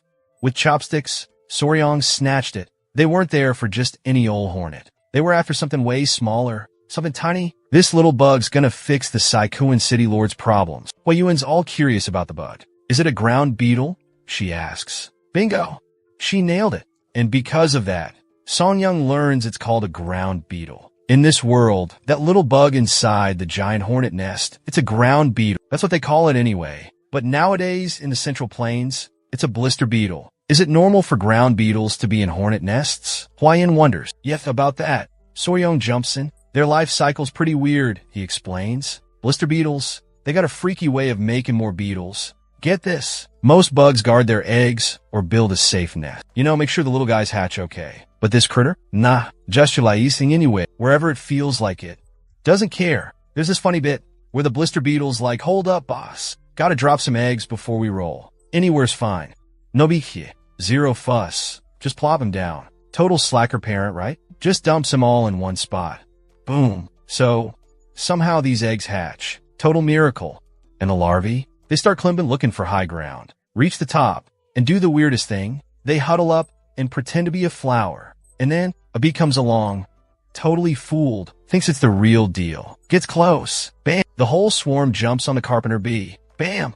That's all she wrote. Game over, man. The carpenter bee's house is toast. So-young's like, why do they dig giant hornet nests? But I guess it's the perfect baby crib for those ground beetle larvae. Huayan feels bad for the giant hornet. So-young's all, well, that's just the way it goes, man. Nothing we can do. Huayan's like, I heard that bug juice burns you, and if you eat too much, you can kick the bucket. So-young nods. Yup. That orange goo from the blister beetle is packed with nasty stuff called cantharidin. Touch it, and you'll be blistered like you got burned. Huayan blushes. It does that. So-young's like, totally. Instant, you know?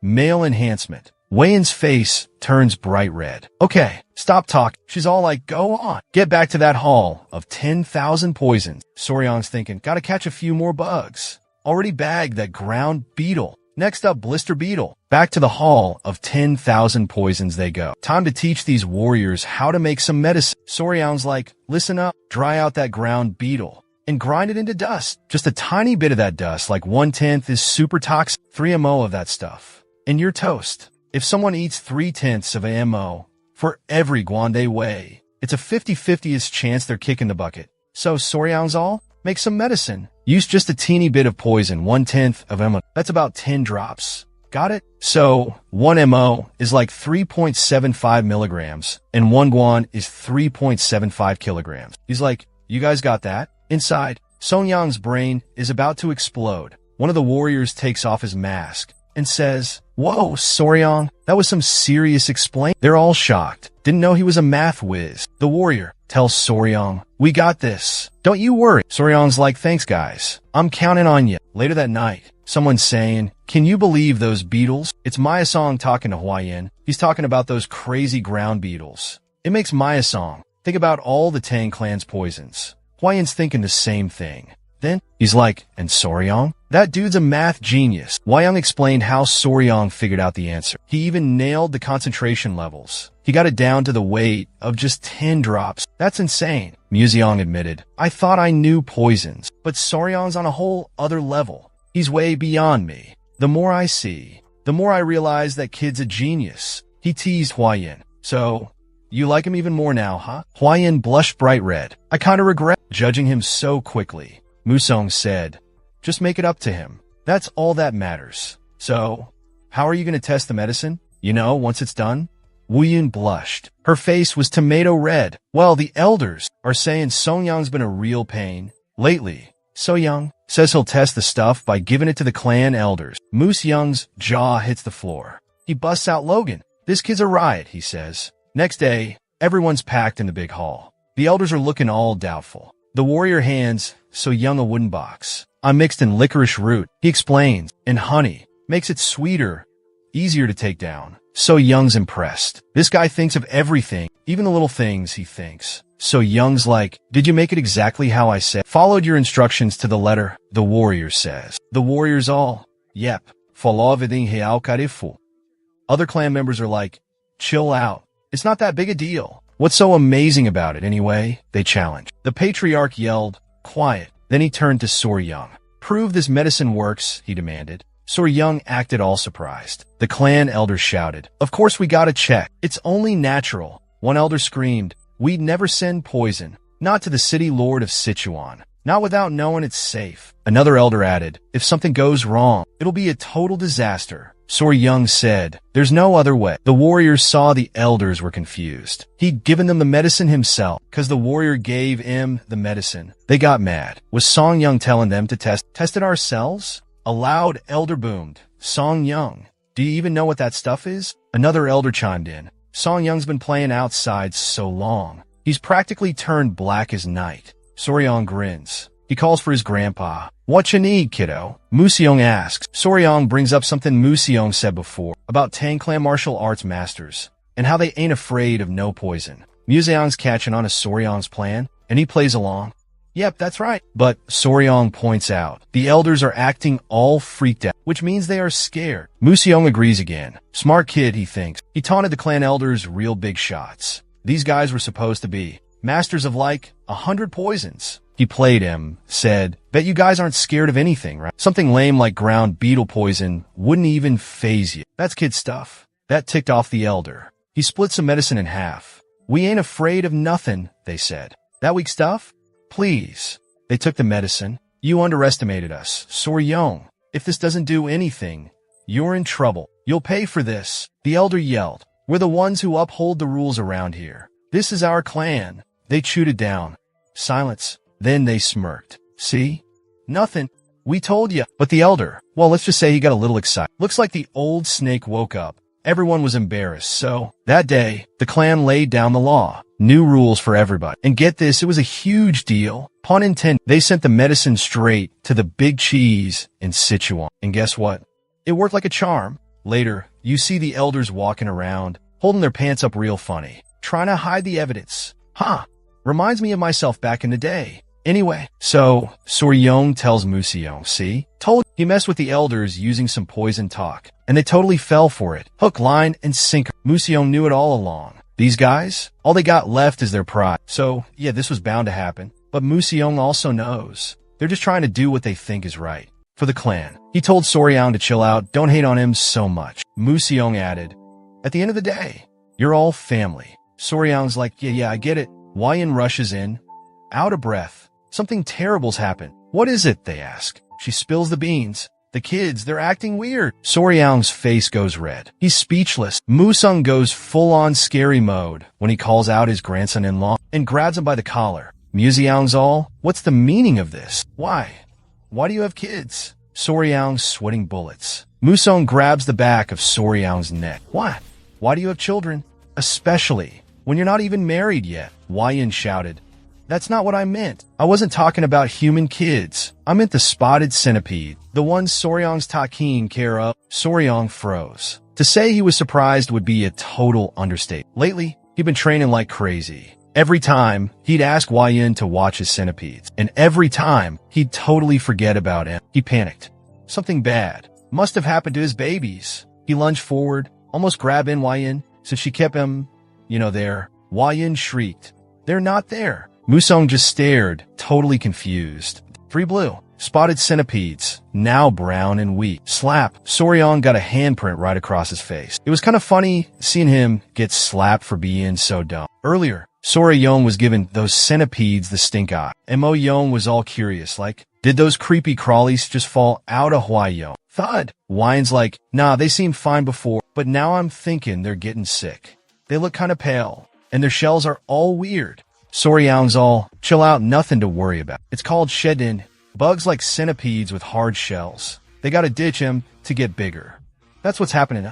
M.O.C. Young asks. So, they ditching their shells right now. C. Young's like about to. One little guy wiggles around. Pop! Out pops its head. Everyone's amazed. That was totally awesome. The other 2 bugs started shedding their shells too. Pop! Pop! They're out of their shells and ready to roll. Wai-yin was like, whoa.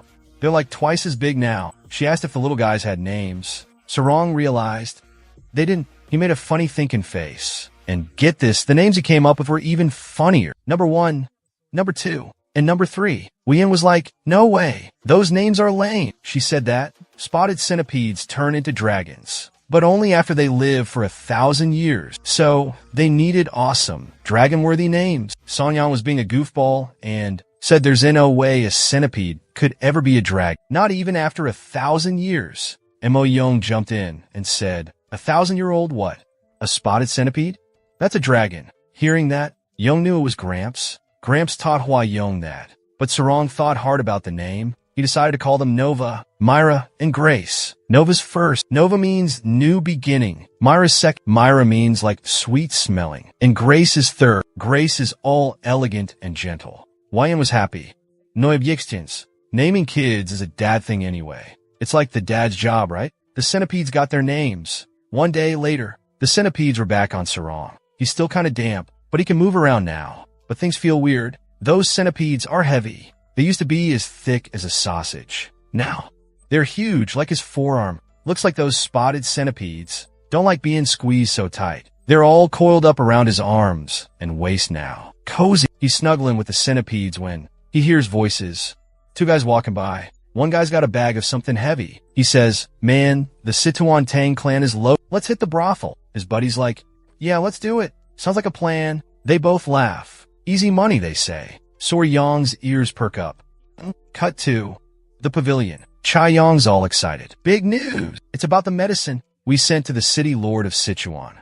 It worked like a charm. The city lord sent a thank you note and a big reward. He was really grateful. Sor Young and Hua-yin were stoked. Carlson was pretty proud too. Happy to see things pay off after making Sor Young his son-in-law. Sor Young totally saved the day. He was a real hero. Sor Young was just glad he could help out. So, Cho Olsen offered Soryong one of his special elixirs as a real reward. He knew Soryong would be too humble to accept a normal reward. Smart guy, that Cho Olsen. Soryong's grandpa once said, that elixirs boost your inner power, like a lot. Wei-yin was curious. What kind of elixir is? Chilson said, nothing too fancy, just honey from a golden-haired king bee. Soryong thought about it for a second, and figured it was just regular honey. But he knew. Internal energy is like super important to become a martial arts master. So he's like, okay, fine. I'll take. He's about to thank his father-in-law. But Hua-yin cuts him off. Hold up, she says. You're gonna reward Sarong, right? So like, why does honey? Chi Olsen gets all nervous. Hua-yin's looking kind of scary. She's all, well, what Sarong did wasn't that big of a deal. Even if that golden bee was like a mid-level poisonous thing. Honey's the weakest elixir ever. Honey's like bargain basement elixir stuff. Don't be so cheap, she tells him. Sarong deserves better than that for what she did. Sarong blushes. Dad, she says. Small, you gotta give him something good, like a whole year's worth of internal energy. She couldn't believe he'd give an elixir that only juiced you up for 2 months. Chilson was bummed. He said, hey, it's still an elixir, and it cost a fortune. But that just made Hua Yuan madder. Compared to what Sora Young did, she argued. That's nothing. Chilson was in a tough spot. Sora Young asked, about that golden-haired king bee thing. Chilson said, it's like a mid-level, poisonous monster. You find him in the jungle sometimes, small dog-sized. They say if you eat its honey, you get like 2 months of power-up. Like you meditated for 2 months straight. Sora Young pictured the bee and got all excited, but Hua-yin shut him down. You're making me mad, she said. Speaking for him, Chilson's like, nah man, that's not what I meant. I just thought maybe Sora Young would want to see that golden-haired king bee. Up close and personal. Soryong's eyes lit up. You saying I should go see it myself? You got it, boss. But like inside his head, that's exactly what Chilson was thinking. Soryong's mind is racing. Harvest the honey myself, like the good old days. I used to do this all the time. Back when I was a YouTube star, they rushed towards the door, all excited. Soryong boasts, when it comes to bees, I'm practically a pro. Chilson knew he'd eat that up. Soryong asks, so, what's this golden-haired king bee look like anyway? Chilson's like, think of it like bees, man. Wei-yin just sighs.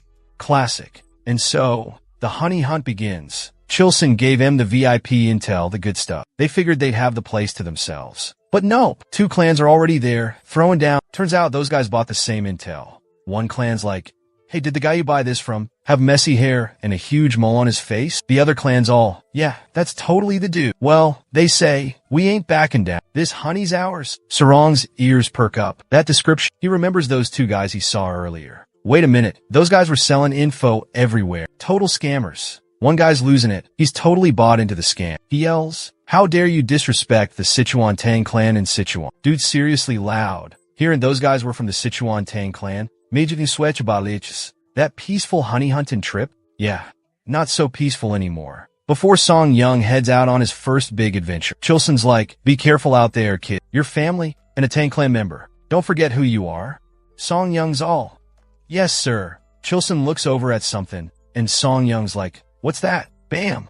A bunch of dudes are lined up. Chilson tells Song Young he's going to be in charge of these guys. Time to learn how to be a leader. Song Young's freaking out. He thinks Wei Yun should be the boss. Chilson's like, silly boy. Wei Yun's your girl. And this guy? His partner. That makes him the top dog in the whole group. When he hears the word partner, Soryong's face goes totally red. Wei knows he'll do great, and she promises to help him out. He says he'll give it his all. But now, things are crazy. He's like, what do I do now? He asks the guy next to him, what should we do? He's wondering, should we tell everyone? Soryong's talking to the Venom Blood Unit leader, Wolfgang.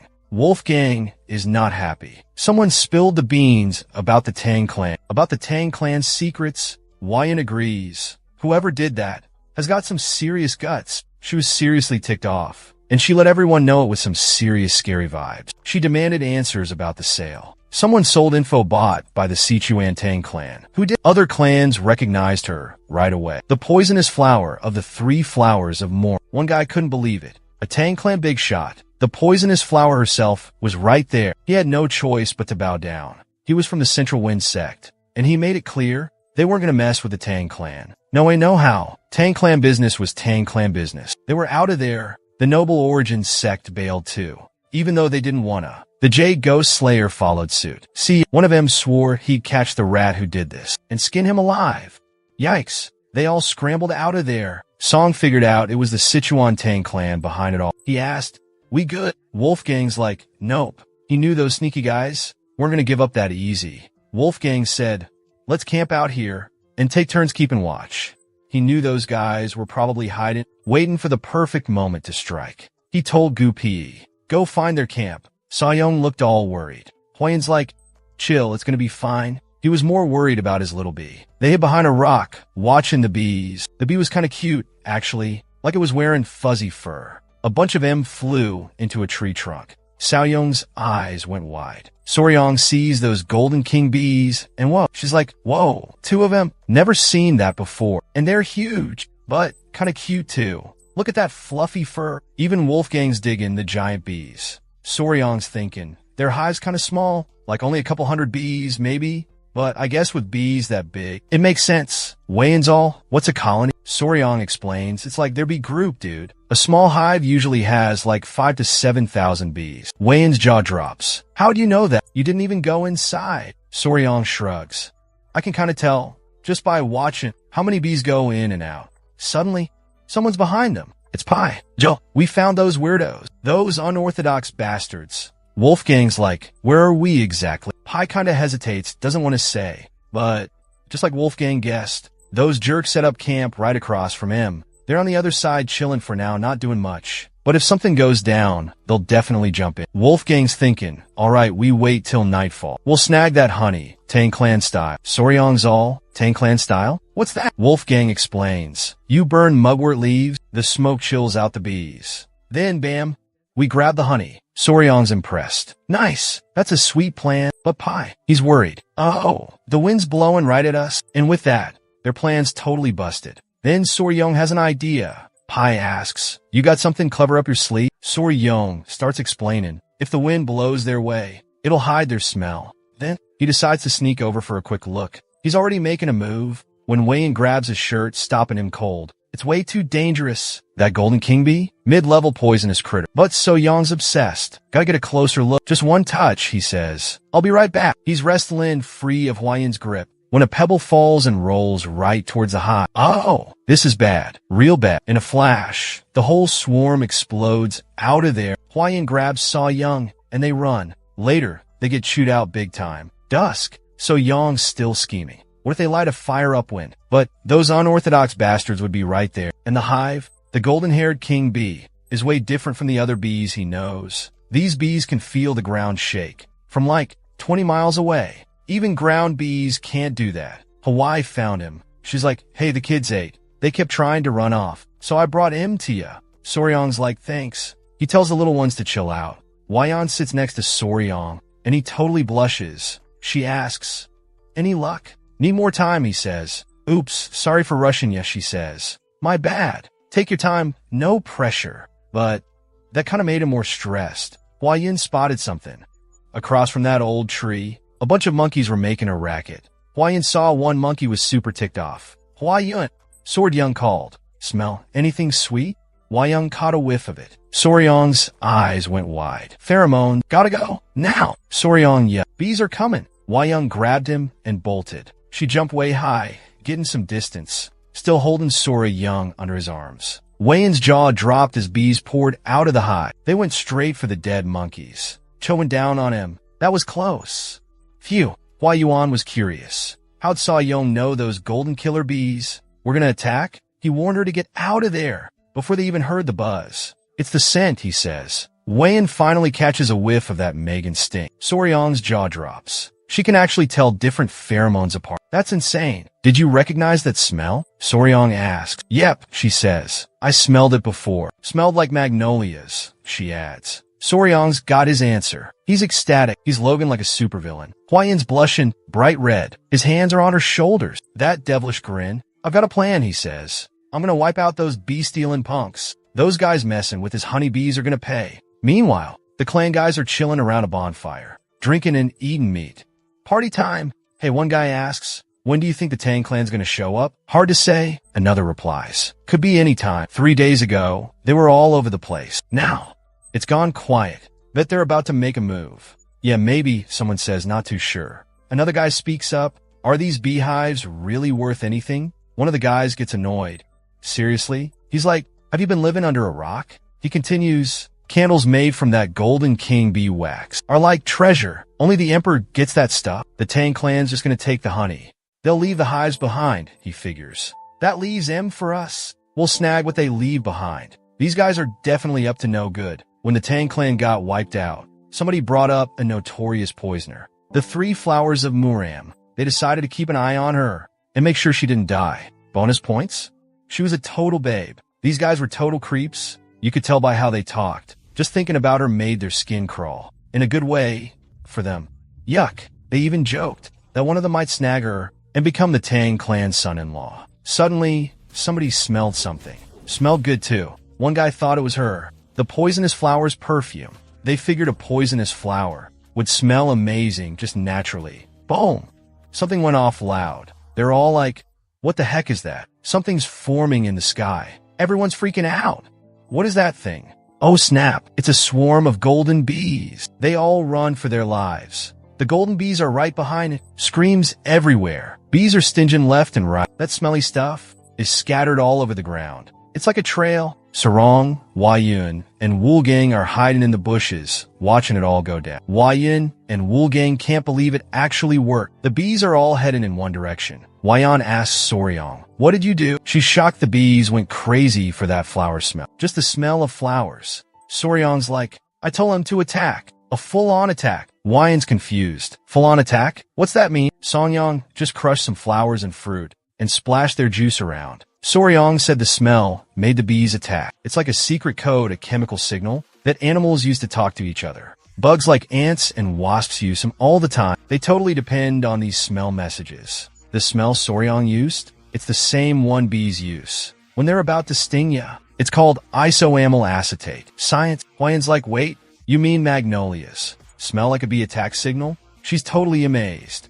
But Soryong's even more amazed that she even knew that smell. Yuan explains, her family's like poison experts. She's got to have a super nose. Time to strike. The golden-haired king bees are gone. They've launched a full-on attack. Soryong makes his move. He's going into the hive. He's after that sweet golden-haired king bee honey. They sneak inside, careful as can be. Soryang's got some kind of incense wrapped in leaves. Whoa, dude, that's dangerous, says Woolgang. I'll go first, he offers. They get inside, and it's huge. Honeycombs everywhere, like a giant golden chandelier hanging from the ceiling. It's beautiful, and lucky for Soryang, Hwayan, and Woolgang, the bees are all gone. But Soryang notices something's off. There's no honey. No way, says Woolgang. He checks a honeycomb. It's empty, just like Soryang thought. Woolgang's stumped. This has never happened before. Soryang figured something out. No eggs in the hive either. What's up with that? Woolgang asked. Does it have something to do with the empty hive? The bees were going to leave anyway, Soryang answered. They were already planning to migrate. That's why they ate all the honey. They're carrying it in their bellies. Soryang guessed. Too many people around spooked him. Hwayan nodded. Makes sense. When bees are about to take off, Soryang explained, they don't lay eggs anymore. No time to take care of baby bees. Then RMC spotted something. A bee's butt. Songyang was grinning like a maniac. How long you think you can keep that up, leader? Running around like that without a break? Wolfgang said, if I take it easy. He's only got about half a day left, someone said. Wolfgang's all. Why'd you bring that up, Songyang? Bam. Pei pops in. Golden-haired bees. They're back. Soryang gotta go. Now. They all take off running. Wolfgang yells, Soryang, just give up. Hwayan rushes to Soryang's side. She grabs his shirt. Come on, hurry. Pei's freaking out. Get out of here. Now. Something's bulging from Soryang's chest. That was a close one. Wei Yun sighs. Glad we made it. Before the bees got back. But she stops mid-sentence. Something caught her eye. What's that in your shirt, Soryang? Soryang's like, oh, a little bee head pops out. Says Soryang. It's the queen bee. The golden-haired king bee's queen. No honey? No problem. He brought the one who can make it. Everybody freaked out when they heard that. Faces turned pale. Beads of sweat trickled down. But the queen bee? She's kind of cute. Busy with the little bee. Soryang smirked. That devilish grin. Wolfgang, he says, those bees are going to notice their queen's gone. And when they do, they're going to come after us. But Soryang ain't worried. Nope. He looks excited. He pets the queen bee. Run, he shouts. It's a race for their lives. Woolgang's got Soryang on his back. They're running. Fast as they can. The queen bee's not happy. She's buzzing mad. Soryang pet the bee's head, telling it to chill out. Just for a sec. He promised the queen bee he'd find her a safe spot, somewhere nobody would bug him. It's been days since that crazy honeybee death race started, and in those days, things got intense. The whole group was pushing themselves to the absolute limit. Barely any sleep, just nonstop running with those fancy moves. By the time they got where they were going, they were wiped out, totally out of gas. Some of the Venom Blood Unit warriors were already falling behind, couldn't keep up. Songyang made a promise to himself. He was going to learn those sweet mobility moves. Soon as they got back, suddenly BM, one of the warriors tripped. The guy next to him freaked. Another one down, he yelled. Turns out, it was Huang Durong from the Venom Blood Unit. Dude looked like he was already half dead. Just lying there. And man, those dark circles under his eyes. Yikes. Drool and snot's hanging from his mouth. Cool. So Yang's got those dark circles under his eyes too. Rough night. He's starting to think, if they can get the queen bee far enough away, they might have a shot at escaping. Woolgan's looking like he's about to lose it. He asks So Young straight up, can we even get out of here? So Young doesn't really answer, just kind of shrugs. 3 days later, bam, another warrior bites the dust. Sorry, So Young, he says. I'm done. Can't move. So Young's getting worried about Woolgang. Hu Yun's like, I got this. I'll carry So Young. So Young's all, nah, I can run. Hu Yun's kind of embarrassed, but even though she looks exhausted, she's determined. I can do it. She's like, a Tang Clan member never gives up. Booyah. Back at the Tang Clan crib, 2 guards are on duty. They spot someone coming their way. And hey, it's their young lady. Wei and Yang help each other stand up. They look rough. The guard's jaw hits the floor. They look that bad. Someone yells for the family. Emergency. All that commotion brings Museong and Cho Olsen running at. They freeze. Wei and Yang. What happened? Wei-in's especially messed up. Chao Sun pulls Wei-in's head into his lap, trying to heal her. He's seething. He's all like, Soryang, what the heck? Explain yourself? Soryang's like, chill, dude. Wei-in's just wiped. Totally exhausted. 10 days of nonstop mobility arts will do that to you. Soryang's in a major hurry. No time to waste. We gotta go now. Training grounds. Let's move it. Museong's totally lost. What's going on? Soryang pulls something out of his clothes. It's a queen bee. He said the other bees would follow soon. They gotta get to the ancient tree in the training grounds. Everyone's jaws dropped. Totally speechless, except for Museong. He's logging it up with the kid. Chilson's in shock. He sent Soryang for honey, and he brought back the queen bee. Museong puts his arm around Soryang and says, "Let's go." Suddenly, Soryang yells. Museong leaps into the air, carrying it. Museong's booking it. Soryang screams again. "What's wrong?" the old man asks. Soryang tells him, "The bees. They're coming after us." Museong sees a huge swarm. "Did you bring all these bees with you? They're almost there, so they gotta hurry." Soryang's body can't keep up with the speed. Good thing Museong's hands are there to hold him in, like a seatbelt. They made it. Soryang runs to the tree. He tells the golden-haired queen bee, "See, this is the place. Like I told you, this is your new home. It's gonna be awesome." Soryang lets go of the queen bee and asks, "Pretty sweet, huh?" The queen bee buzzes like she gets it. She checks out the tree, then turns to Soryang. She looks super excited. It's like she's saying, "You got that right." Soryang wonders, does she really like? Museong tells Soryang, "We gotta go. The bees are coming. Look." Everyone's watching as the bees fly in. The golden-haired queen bee is buzzing orders. It's like she's calling, and the bees are heading straight for the tree. Museong's jaw dropped. He's like, "In all my years, I ain't never seen anything like this." Boom! Mission accomplished. The golden-haired queen bee is captured. A few moments later, check it out. These cute dog-sized bees are drinking something. They're getting some sugar water. Those golden-haired bees, after chasing them around, they're wiped. Well, duh. The way to a bee's heart is through its stomach. Gotta start with a good meal to make friends, right?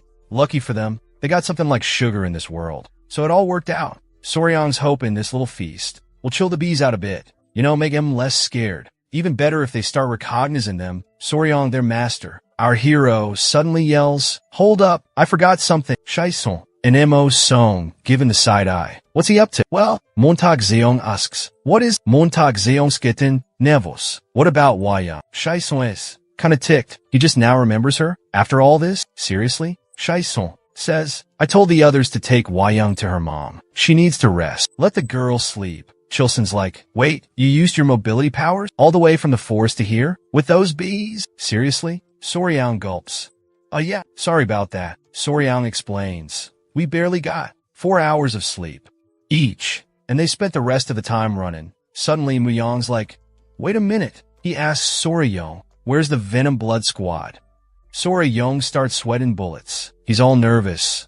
They kinda collapse somewhere by the road.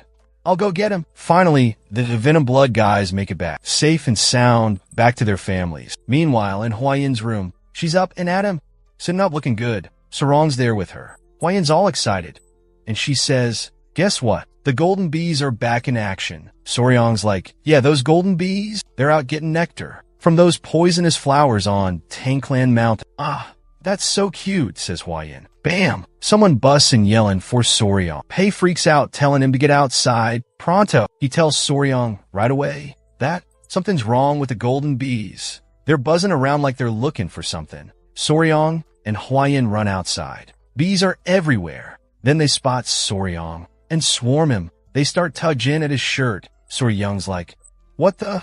He's totally confused. They're pulling so hard, they lift him right off the ground. Hwawan's jaw drops. Soryang's flying through the air, carried by bees. He looks ridiculous. Legs sticking straight out, arms spread wide. He's a human tea. Then, plop, the bees drop him. Soryang's all, "Yo, bees, what's the buzz in here?" He can tell something ain't right. The bees shove him around like, "Get the message." They want him inside the hive pronto. He looks around and sees they've already built a chunk of the hive. Those bees are busy making honey. Suddenly, a bee's coming right at him. It's the queen bee herself. Soryang holds out his hands. "Need a lift, your majesty?" "Well now." Soryang's stuck. Bees are clinging all over. One's even pinching his cheek. Out. He looks at the queen. She's actually kind of cute. The artist really went all out on this panel. Dang. Then, the queen bee closes her eyes and gets right up in Soryang's face. Soryang freaked out, but then BM. Queen bee kissed right on the lips. He felt something get put in his mouth. And gulp.